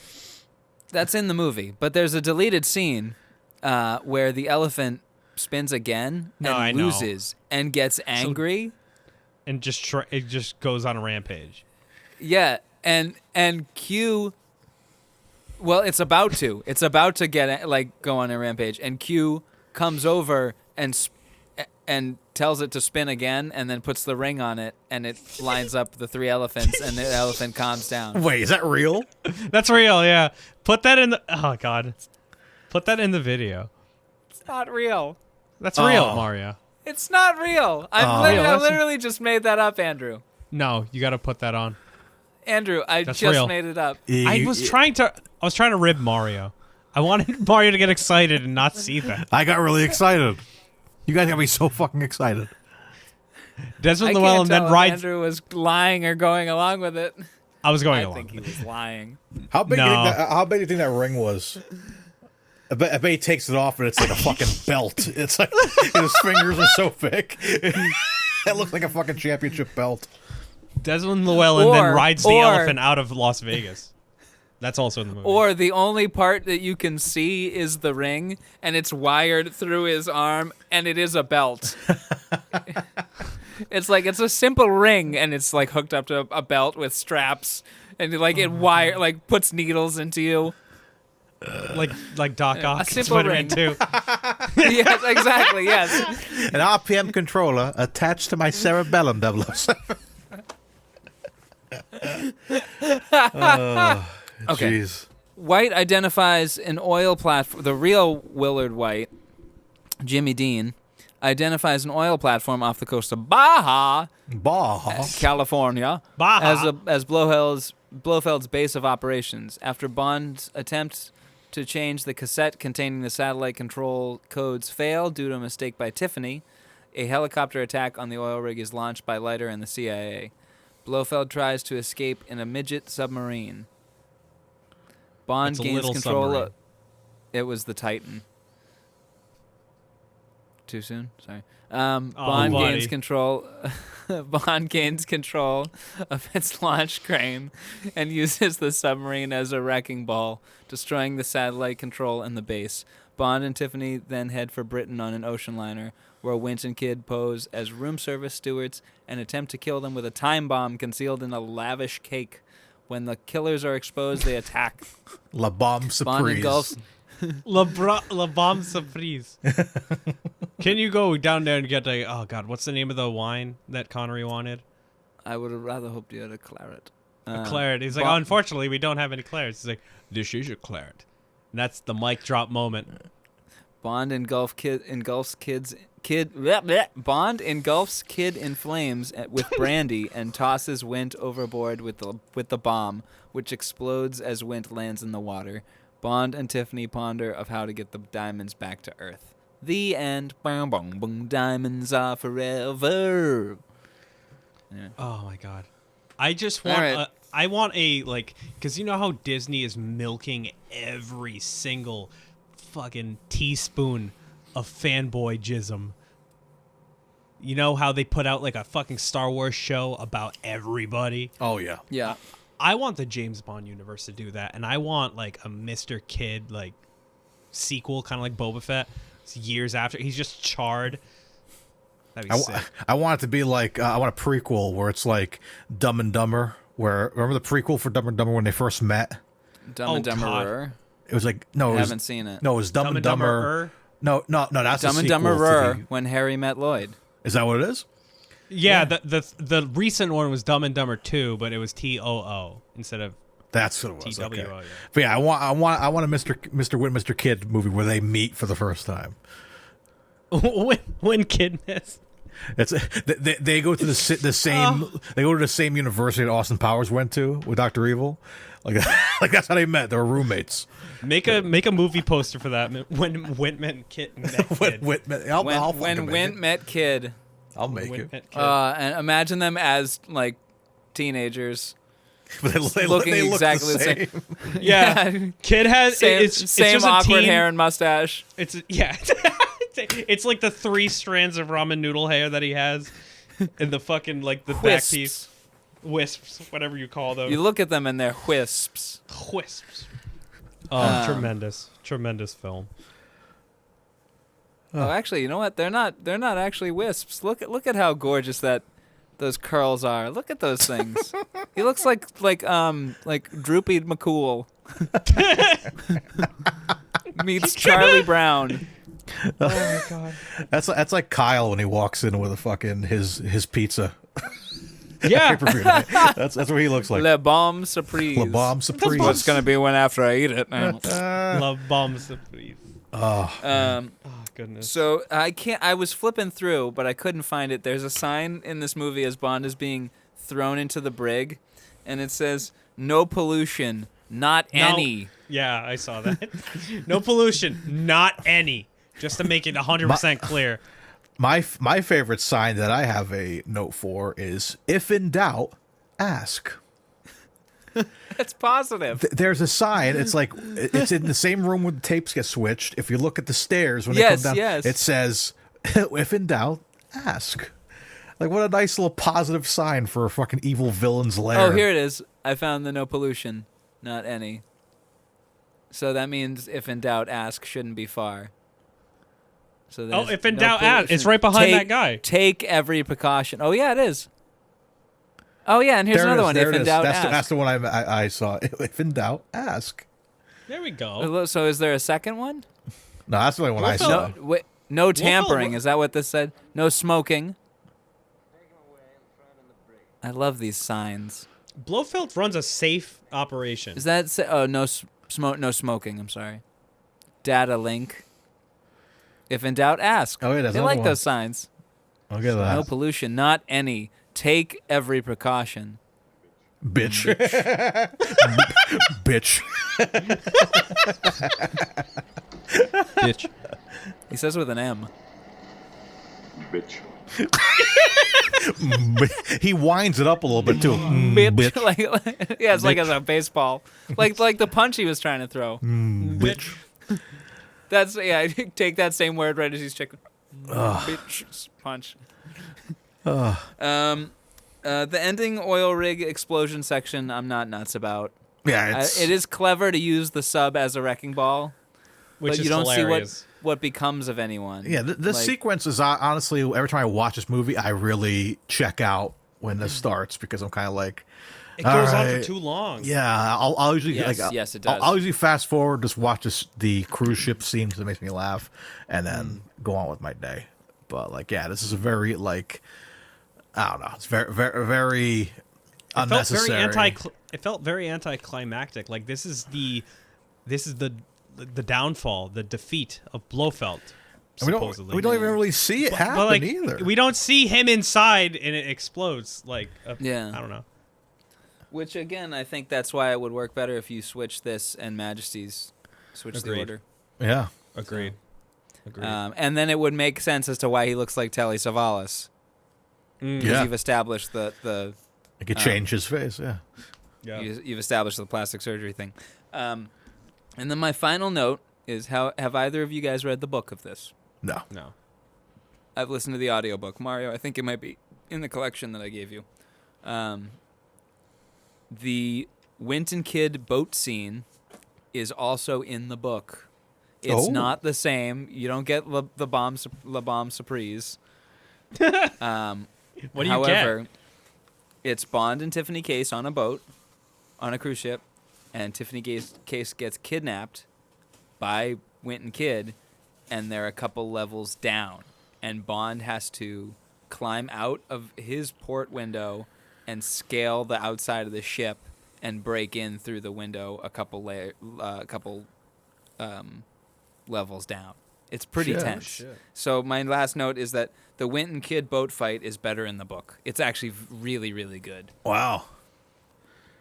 So That's sick. Yeah, but it probably would have been a little redundant if it were like, oh my gosh, you're getting kidnapped again, dude! Like, holy shit, you know what I mean? Yeah. So that's probably why they did it, because it's kind of like, oh man, we gotta go another fucking 20 minutes and have this guy fucking scale and do another fucking mission, dude. It's like, holy shit. That's how I feel with most Bond movies. It's kind of like, I mean, why I'd like to see. Sorry, go ahead. I'll say it works in Casino Royale when you think it's over, but then it's like Vesper is like taking the money and shit, and we have that whole sequence of him trying to go save her but fails in the end. Like that works, but like, yeah, if you're doing one more fucking round of him fucking trying to save this girl fucking again, I'm like, I'd be checked out. And the Casino Royale one has more stakes to it because she's not just being kidnapped; she's going to deliver money which she feels will save James Bond's life, but also like moving the plot forward for the villains.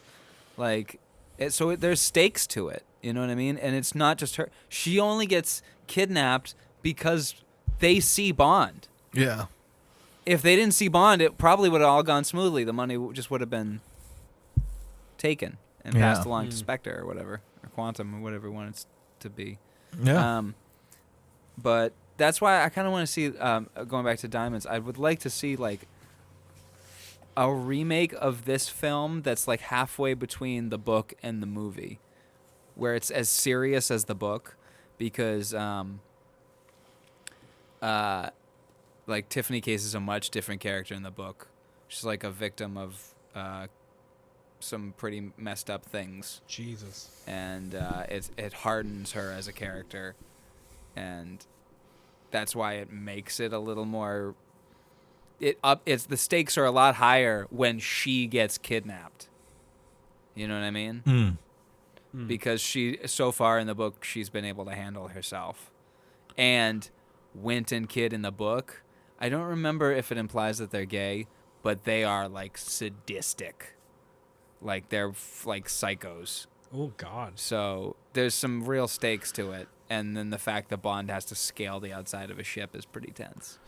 It's been a few years since I've read it. I might have some of the details wrong, but I'm pretty sure it's, but it's much better than this scene. Yeah, where Bruce Glover enjoys having his arms pulled through his legs. It hurts his groin, but he likes it because he's gay. What? Like the sick smile on his face. Before the really cool trampoline flip. That was cool. That was cool as shit. And then he exploded. I can't think of a better exclamation point on the film. Exactly, man. If you guys listening have made it this far, God bless you. You guys get a gold star for making it this far in this podcast, man. That was Diamonds Are Forever. Before we go, of course, we're going to get into our scores here. We're going to, of course, score the film, Connery himself, but also if the SH'd, and, of course, the film score, and, of course, the sexy rating. So we're going to get into these delicious ratings. And starting with our lovely guest, Andy, we're going to start with the SH. How thick was his accent in this? A scale of 1 to 10. I mean... Not his accent, just those S's. Oh, just the shush? The shush, yes. Yeah, just... Yes. On a scale of 1 to 10, I would say around maybe a 5. I didn't get much of the shush as I wanted. And I feel like in the earlier Bond movies, like Dr. No and Goldfinger, he would have those yush. He would have a lot, but like he's really trying to do like a typical British accent. He's trying to stray away from his Scottish accent, which traditionally has a lot of shush. But yeah, I'll give it a 5. Yeah. Okay. Mario? Yeah. Yeah, I think I might be in the same ballpark. I might say 6. I'm gonna say 6. It's a little heavy at parts. Yeah, just I'll settle for. Would you settle for a tulip? I feel like it's heavy right there. Certain lines I'll catch it, but yeah, it's not that bad. I feel like 6 is a good even score there. So I'm gonna stick with 6. I just I want to share that line real quick, just to hear it. What can I bring you back from Holland? A diamond in a ring. Would you settle for a tulip? I guess it's not that thick. Yeah, it's not that thick. I don't hear it. Really? Which is why I'm going to give it a 1. Oh. That was my rating. Okay. I'm giving it a 1. I didn't, and that was me giving it that rating the other night. I didn't hear it much in this movie. And I think that might be part and parcel with him not caring. True. Yes. But also, if you let me share the screen again here. If you look at our ratings around this time, they're not really that high. Yeah. In fact, wow. It's the highest since Molly Maguire's. It's thicker in The Longest Day. I feel like even Wrong Pushy. I feel like that's pretty thick too. Wrong Pushy. You want me to play that line? Maybe it's like a Mandela effect. You don't have to, but like maybe it's just a Mandela effect thing. Yes. Okay. Yes. Wrong Pushy. Wrong Pushy. Well, I mean, you can change your ratings if you want, but No, I'm sticking with mine. I'm sticking with mine too. My word. okay. I hear the shush in my head. I think that's the majority of I think it's because we always do the voices, like we quote this movie all the time, me and Andrew. So we do it with the accent that we believe now that's how he sounds. Oh, of course. I think you got to do the accent when you quote Connery. Oh, yeah, should we just settle for how a thick it tulip? is. I speak English. Yeah. But anyways, moving on. Let's move on to our sexy rating. This is how sexy Connery is, and also how sexy is the film. Is the film sexy? It's a little altogether. How does it feel sexy wise? We'll start with Andy again. Connery is very sexy in this movie. I can see that for You Only Live Twice. Wait, I just had it open. Okay, so in You Only Live Twice, Dylan, you gave him a 2.5. Not too sexy in that movie. Yes, sexier in Shallico. Just a year later. Let's see. 5 points sexier. You know what? Due to his age, And due to the overall vibe of the film, because I think that the Bond girls, with a plural, I count Plenty O'Toole as a Bond girl. Absolutely. Plenty the of overall, Toole. I'm going to be safe. I'm going to say a 7. Okay. Mario? Yeah, I feel like, with this film, I do not find Connery sexy at all in this movie. I just don't. It just, it doesn't look like Connery to me now. It's weird. He looks so different to me now that I've seen all these movies. I'm like, he just looks so odd. So I don't think he's sexy, but I feel like the film is sexy. I feel like Las Vegas is very sexy, especially in the 70s. Sexy. Shady Hills. Yeah, and then like, Jill St. John as Tiffany Case is gorgeous. Lana Wood as Plenty O'Toole, gorgeous. And even freaking Jimmy Dean, he's just like an all-American looking dude, man. I thought he looks dope in this movie. Sausages. Sausage. I love them breakfast sausages. Bah. So I think for that, I think I'm gonna stick at it with a 6.5 for the sexy rating. Sorry, just writing something down. 6.5. 6.5. All right, well, Mario, I'm going to match you at a 6.5. Wow. Beautiful. I think this is a very sexy film in parts. Yes. Connery is pretty attractive. As I said earlier, because Nicole said she found Connery attractive, that was like a good gauge for me. I'm like, okay, women can still find him attractive in this phase. And it allowed me to kind of see him as a little more attractive. We should have polled all three of our ladies and asked them if and showed them a picture of him and be like, "Do you think he's sexy?" Well, I mean, you're both around your wives at the moment. I mean, want to just? I'll ask them later. Okay. Mine's sleeping. I think mine's sleeping too. We'll put it in the description of the episode. There we go.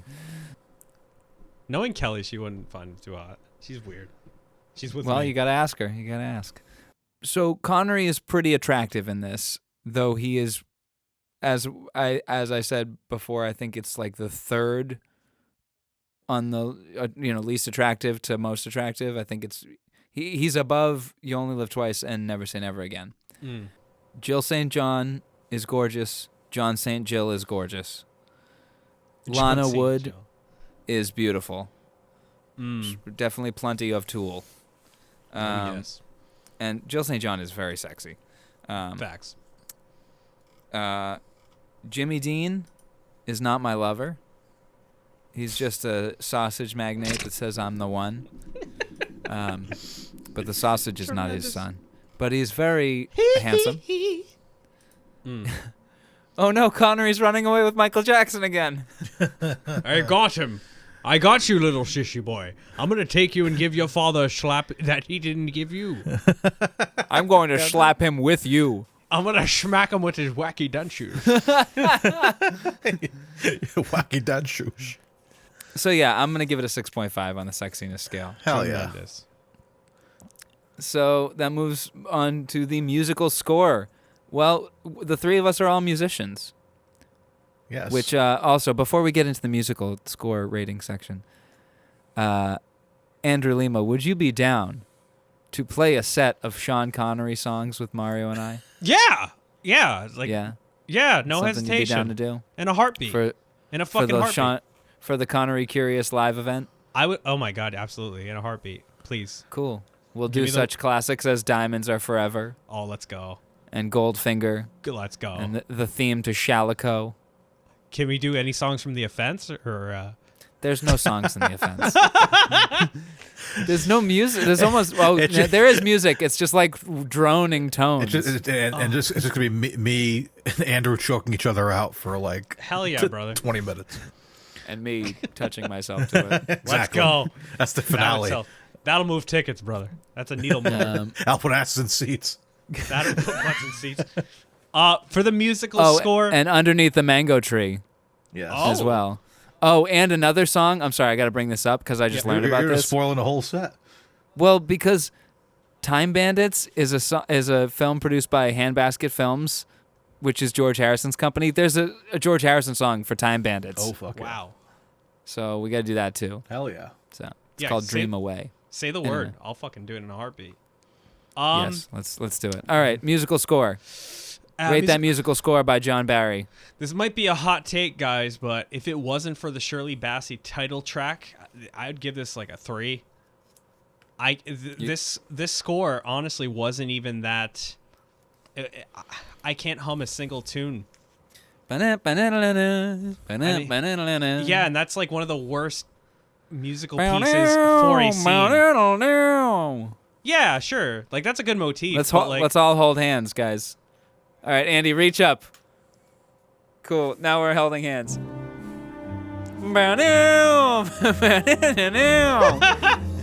I don't know, man. I'd give it a. I because of the Shirley Bassey score, I'm gonna give it a 6. Okay. I love that song. It's one of my favorite Bond openings of all time. Not the actual opening scene, but the opening musical sequence. Yes. I love it, and it's perfect song, perfect visuals, tremendous. And it syncs up nicely with Zardoz. Oh yeah. All right, Mario. Yeah. So I mean, it's one of those things like, you know, unlike Andrew, like I feel like I recognize a lot of the motifs. You know, with the hand holding song and certain things like that. Like if you put this album on for me and I just listen to it, like aside from the title track, I'd be like, I know what movie this is from. You know, it's got its own identity.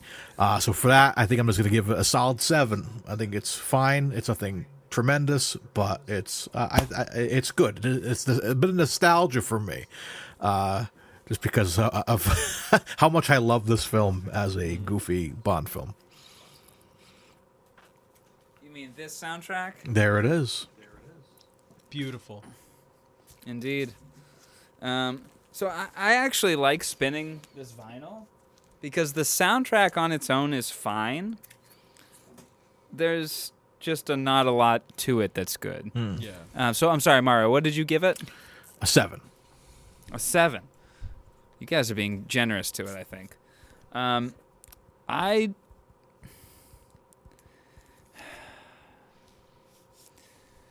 You know what? I'll boost it. I was gonna give it a 3.5, but I'm gonna give it a 4. Okay. Damn. Diamonds Are Forever as a song slaps hard. It is a 9.5. It's probably no, it's a 10. It's a 10 as a song. Mm-hmm. But it's not the whole soundtrack. No. And because of that, it's the when Bond meets Tiffany, you got that nice like loungy version of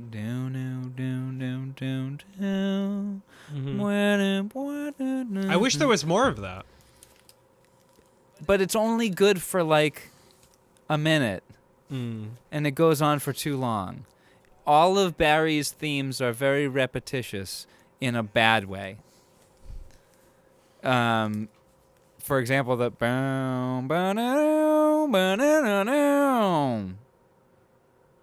I freaking see, and it's like, what is this piece of music? See, you know? that's the thing. Though with I me. love that art. Look at that art. That's sorry, it's reflective. No, it is gorgeous. I fucking love that too. No, it's just like the motifs they were trying to do. I wish they did more of the Shirley Bassey sample. At least the melody. Let's like drag it out some more in the movie, especially like the Blofeld reveal. Like, hello, Mr. Bond. You know what I mean? Like that would be sick as shit. And like, I need an earworm. I need a melody that is an earworm that sticks with you all day long. Unfortunately, this movie didn't do that for me. And it sucks because Goldfinger's like that for me. I love Goldfinger. Yeah, I think Goldfinger works a little bit better as a melody you can interpret. Oh, big time. Big time. God, it's so good. But I prefer Diamonds Are Forever as a song to Goldfinger myself. Oh, yeah. The actual Goldfinger song, not as big of a fan as many other people. It's a good song, but I do love it. I'm not enamored by it like I am Diamonds Are Forever. Like I can listen to that and like on a bicycle, you know. I think one of the things that I like about the song Diamonds Are Forever so much, which is definitely a conversation that you and I have had, Andy, is because it's in the key of B minor. Mm-hmm. And B minor is a sexy key. Rocks. It is a sexy key. And a sad key. It just works for so much. It's it's a very lavish key where it can be used for all genres of music. All right, well, let's move on from the score, gentlemen. All right. And let's give scores to the film. Andy, you want to go first? Diamonds Are Forever. I said in the very beginning of the podcast that I don't agree with the Rotten Tomatoes critics nor the audience. I think they undercut it a little bit too much. They were expecting a lot more from this movie, and with hindsight being 2020, and we have all the Bond films, this will kind of be middle of the road, maybe in the upper middle of the road. I'd give it a 7. Oh, sorry, I didn't mean to go over there. You're gonna give it a 7? I give it a 7. Yeah. Okay. 7.5. I changed my mind. 7.5. 7.5. Okay. Yeah. 7.5. Justify it in 15 seconds. 7.5 just because of the comedic timing, the comedic side characters, specifically the cool fight scenes, especially the Bambi and Thumper one. I thought they were super agile for the time. And just overall, Sean Connery just being Sean Connery. I'm boosting it up 5 points. Okay. 0.5 points. 0.5, sorry. Yeah. All right. Mario, what are you giving it? So yeah, I really do have a special place in my heart for this movie, man. Like, you know, as campy as it is, as ridiculous as it can be at times, and the connection to the other movies, I try not to think about that. I try to think of it as a sequel to Her Majesty's. I think of it as its own movie by itself. I have fun every time I watch it, man. And I'm sorry, out of Connery curiosity, would it make it more enjoyable if you imagine it as a sequel to You Only Live Twice? Say that again? Would it make it more enjoyable thinking of it as a sequel to You Only Live Twice? Oh, no. I'm saying the opposite. No? I think of it as its own film. Because as a connection to that movie, it's a slap in the face. No. To You Only Live Twice, not to Majesty's. You Only Live Twice, sorry. Because Majesty's is even a masterpiece, but You Only Live Twice is goofy, and it's like a good goofy precursor to Diamonds. You know what I mean? They're equally goofy. I don't know, because I've done a marathon where I've seen them back to back, and it feels too different. Okay. It feels way too different. Like, just curious. Yeah, I don't know if that would work in my heart. But like, yeah, but it's by itself. I enjoy it. It's fun. Sure, it's the last Bond movie for Connery, but you know, a lot of fun one-liners, fun characters. So I'm going to give it a solid 007. I think it's fine. It's not the best, but I enjoy the hell out of it. Oh yeah. Oh damn! It doesn't let me keep the 007. Ah, poop. All right. Well, I'm going to give it a 4.5. Okay. Wow. Okay. I'm sorry to go so much lower than you guys in all of these, but I don't love this movie. It's kind of a chore to get through. So yeah, I disagree with the critics. I'm going lower with them. Damn. I don't. There's some things I really love. I do love Winton Kid. They're a blast. I do love Charles Gray. He's a blast. I love Jill St. John. She's gorgeous and she's funny. And I love Sean Connery, and I love the elevator stunt specifically. That's a great one. But all in all, this movie just drags in a lot of places that bring it down, you know? Also, another thing in the sexiness is a lot of this cast is so old. You know what I mean? Like, this is comparable to, like, A View to a Kill, you know?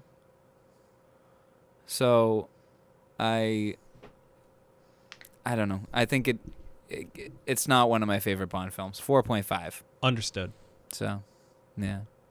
All right, that brings us on to our last rating, Mario. The man himself, Sean Connery. The reason we do this podcast, sure, Sean Connery. Let's get his performance out of 10 points. Andy, what do you give Mr. Connery in this film? I give Mr. Connery a 6.5. he's trying, but he's not trying at the same time. It's weird because he doesn't have to try because he's Sean Connery. He just does.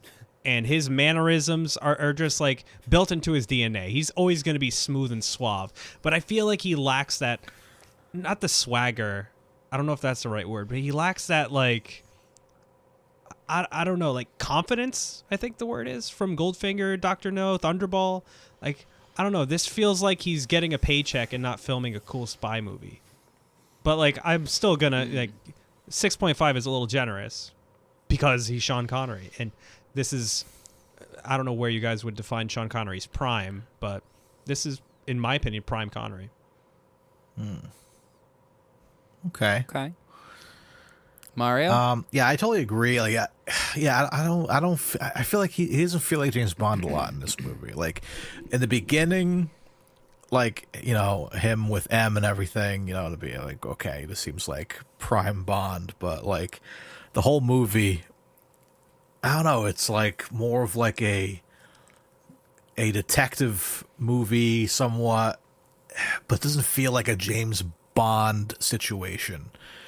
It just feels different. Like, yes, you could put him in the same white dinner jacket walking around a casino, but it still doesn't hit the same way it did originally.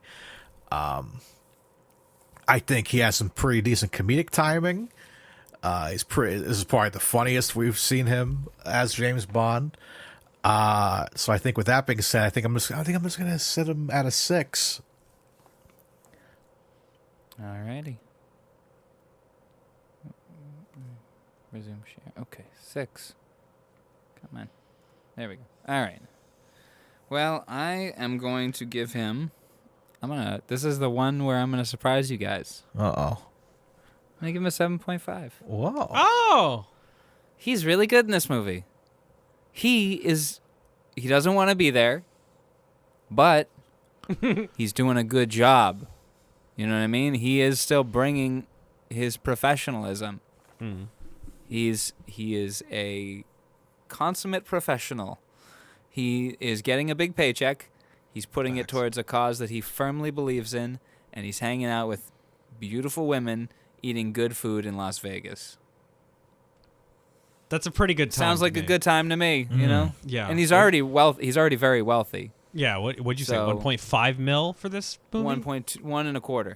Jesus. So that's insane. In 1971. So I can imagine he was having a good time, you know? Nice. So that's why I'm giving him a 7.5 in this, and he's bringing that kind of he's charismatic in this, you know? Is. So very. Yeah, that's my thoughts. All right. 7.5. So let's go through our averages. Our average SH is a 4. Our average sexy is a 6.6666666. Hell yeah, brother. 7, excuse me. It's a pretty sexy film, I guess. Musical score, 5.6666667. It's not a great score. Some good stuff in it, but it comes in at all the wrong times. Our film rating is a 6.33333. Not bad, not bad. Our average Sean rating is a 6.6666667. And our total Sean rate... Oh, I'm sorry. I'm not sharing my screen. It's all right. Forgive me. Our total Sean rating... Andrew, we've incorporated this rating, which takes the average of all the averages. Wow. And So it's it's 5... So it's just Sean. Everything Sean. It's just where everything falls into place. And this is a 5.8666667. Oh, wow. Goldfinger Yeah. Sean What was is our fucked. highest was our last one. It was Highlander. Or no, The Rock, 8.92. Indiana Jones, 9.26. Was Highlander was 9.15. So pretty damn good. Yes. Yeah. All right, but that oh boy, that means an exciting time is upon us. All right, guys, that was our review and scores of Diamonds Are Forever, meaning we're going to wrap up here by doing one last thing. Of course, we have to go over to wheelofnames.com to find out what film we are reviewing next by spinning the Wheel of Curiosities. And typically, when we have a guest, we typically like to give them the honor of spinning the wheel. Oh And my goodness. I'm glad, as sad as I am that Kyle is not here to join us, I'm glad that we now don't have to make you guys fight to the death to decide who's going to spin the wheel. Oh, yeah, Oh, right? thank God, because he'd win. He'd win. Yeah. I have However, control. you guys can't use your hands or your feet. You have to figure out how to kill each other Exactly. without hands or feet. And it also worked out like that last time when we had Preston and Tess. Preston had to leave early, so Tess spun the wheel. So it's There kind of you go. worked out. No one's had to fight for the wheel yet. Look at that. So we've got our list here Yeah. of what we got left. Mario, what are you hoping to see? What are you not hoping to see? Andrew, what are you hoping to see? What are you not hoping to see? I would love to see Highlander 2, only because that movie is atrocious, and I would love to see you guys review that. Have you seen Oh, it? yeah. I watched seen it? I watched it on a display television when I was working at Radio Shack. Damn. It was on like one of the weird movie channels. But Okay. I'm What very don't you much- want us to watch? What don't I want you to watch? I mean, Yes. also that, but let me see. Mario, how about you? I kind of Nick want to Bath see. would be crazy. Yeah, I kind of want to see League of Extraordinary Gentlemen. Oh yeah. Oh, yeah. We've got a good guess And- for that one, too, I think. Yeah, and then don't want to see Thunderball or Never Say Never Again because I'm not ready for another Bond since we already took one No, we down. need a little break. I like those. We only spread got out. 2 left. Yeah, so and they're going to be double shots Together. Because, Yeah. Oh so, man. So yeah, those are my 2 choices. Let's go, boys. All right. I want Time Bandits. Okay. Yeah, Okay. I really want to watch Time Bandits. I could go for a fun one. I mean, we just watched a fun one, but I could go for one that it's fucking Terry Gilliam, so you know it's gonna be actually funny, you know, as opposed to like the awkward comedy of this movie, Yeah. where jokes are not really jokes; they're just things that are funny, Yeah. yeah, unintentionally, probably. And I don't want Hell Drivers or Lilacs in this. No, you know what? I do want Hell Drivers because we're getting Chris on that one, right? I think so. I don't want Lilacs in the spring. Okay. So I'm going to shuffle it up. Mario, you tell me when. All right. Are we saying this to Andrew to spin? Yes, but I have to shuffle it first. Okay. All right. Stop. This is a big honor, Andrew. Copy link. Oh my god, I am so excited right now. I'm Chat. sweating. There you go, bud. I just sent it to you. Open up your Zoom chat. All right, boys. Okay. Oh my god. All right. So. Oh my god. One. Okay. Wait. Hold. Wait. It's time. Wait. So, We got to do the chant. We got to do the chant here. yeah, we gotta let Andrew know. You've listened to the show before, yes? Yes. Okay. Well, let's all do the chant. So- Ready? So we got to do We the. say it at the same. We summon the spirit of the wheel of curiosities. Tarzan's Greatest Adventure. Let's go. Alrighty. Tarzan's Greatest Adventure. I don't care. You can hit remove. You can hit remove. Fantastic. Yeah, I don't know how Oh. much I care about that, Hey, I mean, Dude, but I'm stoked we'll for watch you it, I guys. guess. we went to the I 50s have for the this one, DVD man. here. Is Yeah, that this is that's gonna an be older film. Yes, let me share my 1959. screen here. So this is between Oh, let me stop sharing. Darby O'Gill. No, it's not. Right before Darby O'Gill. Oh, I'm sorry. Darby O'Gill was 59. I'm sorry. 59, excuse me. So not 57. So Tarzan's Greatest Adventure. He plays O'Banion. Oh Christ. Film number 47. Hell yeah. Damn. I'm ready for it, man. Me So, too. All right. So, guys, I purchased a DVD copy from Amazon when we started this podcast. well, look at that. We're going to get our money's worth, I'm sure. It's all come together. I But hope guys, so. thanks Too for bad we don't listening. get Connery as Tarzan. Yeah, pity. Maybe one day. Sorry. He's still Pity. acting, isn't he? So, guys, yes, What? this. He's dead. Yes, still, it's a joke. Oh, okay. I'm sorry. One more thing. Yes. One more thing. The actor who plays Bert Saxby is Bruce Cabot. He played Jack Driscoll in King Kong, 1933. Well, look at that. Oh, that's dope, actually. That's your There's our gorilla connection. But yeah, so guys, this was Zambora. Diamonds Are for fuck's sakes.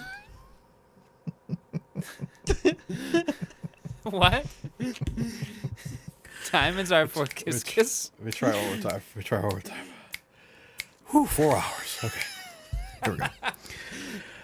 Ladies and I'm gentlemen, sorry, this was guys. I'm this. sorry. Okay, like Dylan, let me just please fucking deliver this line so I can go eat dinner. Go to the bathroom. Anyways, guys, this was Diamonds Are Forever. What a blast it was to have Andy Leams finally on the show. Tremendous Thank time. you, boys. But brother, do you have anything you want to plug, promote, or talk about Please do. before we say goodbye? Yeah, I would love to plug another podcast, another pod show, if you will, where Connery Curious co-host Mario Lima joins myself and my brother Kyle Lima as we review some of the best and worst shows in the history of professional wrestling. The show is called Wrestling's Real. You can look it up on YouTube at Wrestling's Real. No little asterisk. I mean, not asterisk. Apostrophe. You can also find it by just looking up Wrestling's Real with an apostrophe. So yeah, we're doing the Royal Rumble 2014, and I'm very excited for that show. Oh, that's gonna be fun. If I may, real quick, I did try to search it. Wrestling's Real, so it comes up with a lot of like YouTube videos that are like people trying to prove that it is or isn't or whatnot. So I would add Wrestling's Real podcast to your search, folks, so that you can find my good friends here. Because the podcast is good. Algorithm's it's worth weird as listening shit. to. The algorithm's so weird. So just make sure you add podcast to your search. Thank you, boys. Otherwise, you might go down an entirely different rabbit hole. Exactly. We'll probably link that. We'll link the show in the notes in the bottom here and our all other stuff like that. But guys, that's gonna do it for us here at Connery Curious. Sean Connery will return in Tarzan's Greatest Adventure. Until then, I've been Mario Lima. I've been Dylan Titus. And I am Andrew Lima. And as always, folks, be sure to stay curious. Yes. Connery Curious. You've been listening to Connery Curious, a Titus Compositions and Friggin' Nerds Media podcast. Follow us on Instagram and YouTube at Connery Curious for updates, memes, and episode clips. You can also visit Dylan on Instagram at Titus Compositions to hear other podcasts and original music, watch music videos, or even pick up a great vinyl record. For more discussion about your favorite films, comics, and games, and a network for all things nerdy, visit me, Mario, at Friggin' Nerds Media. You can rate, review, and share the podcast in-app, which helps us grow the show and reach other curious Connerys out there. Thanks for spending time with us. Have a great day, and remember, stay curious.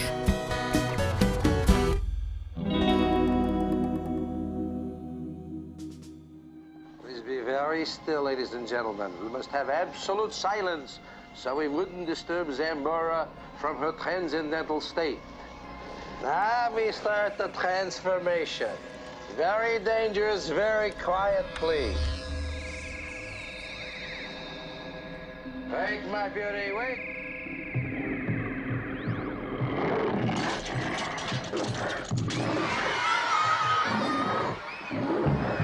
Diamonds are forever sparkling round my little finger.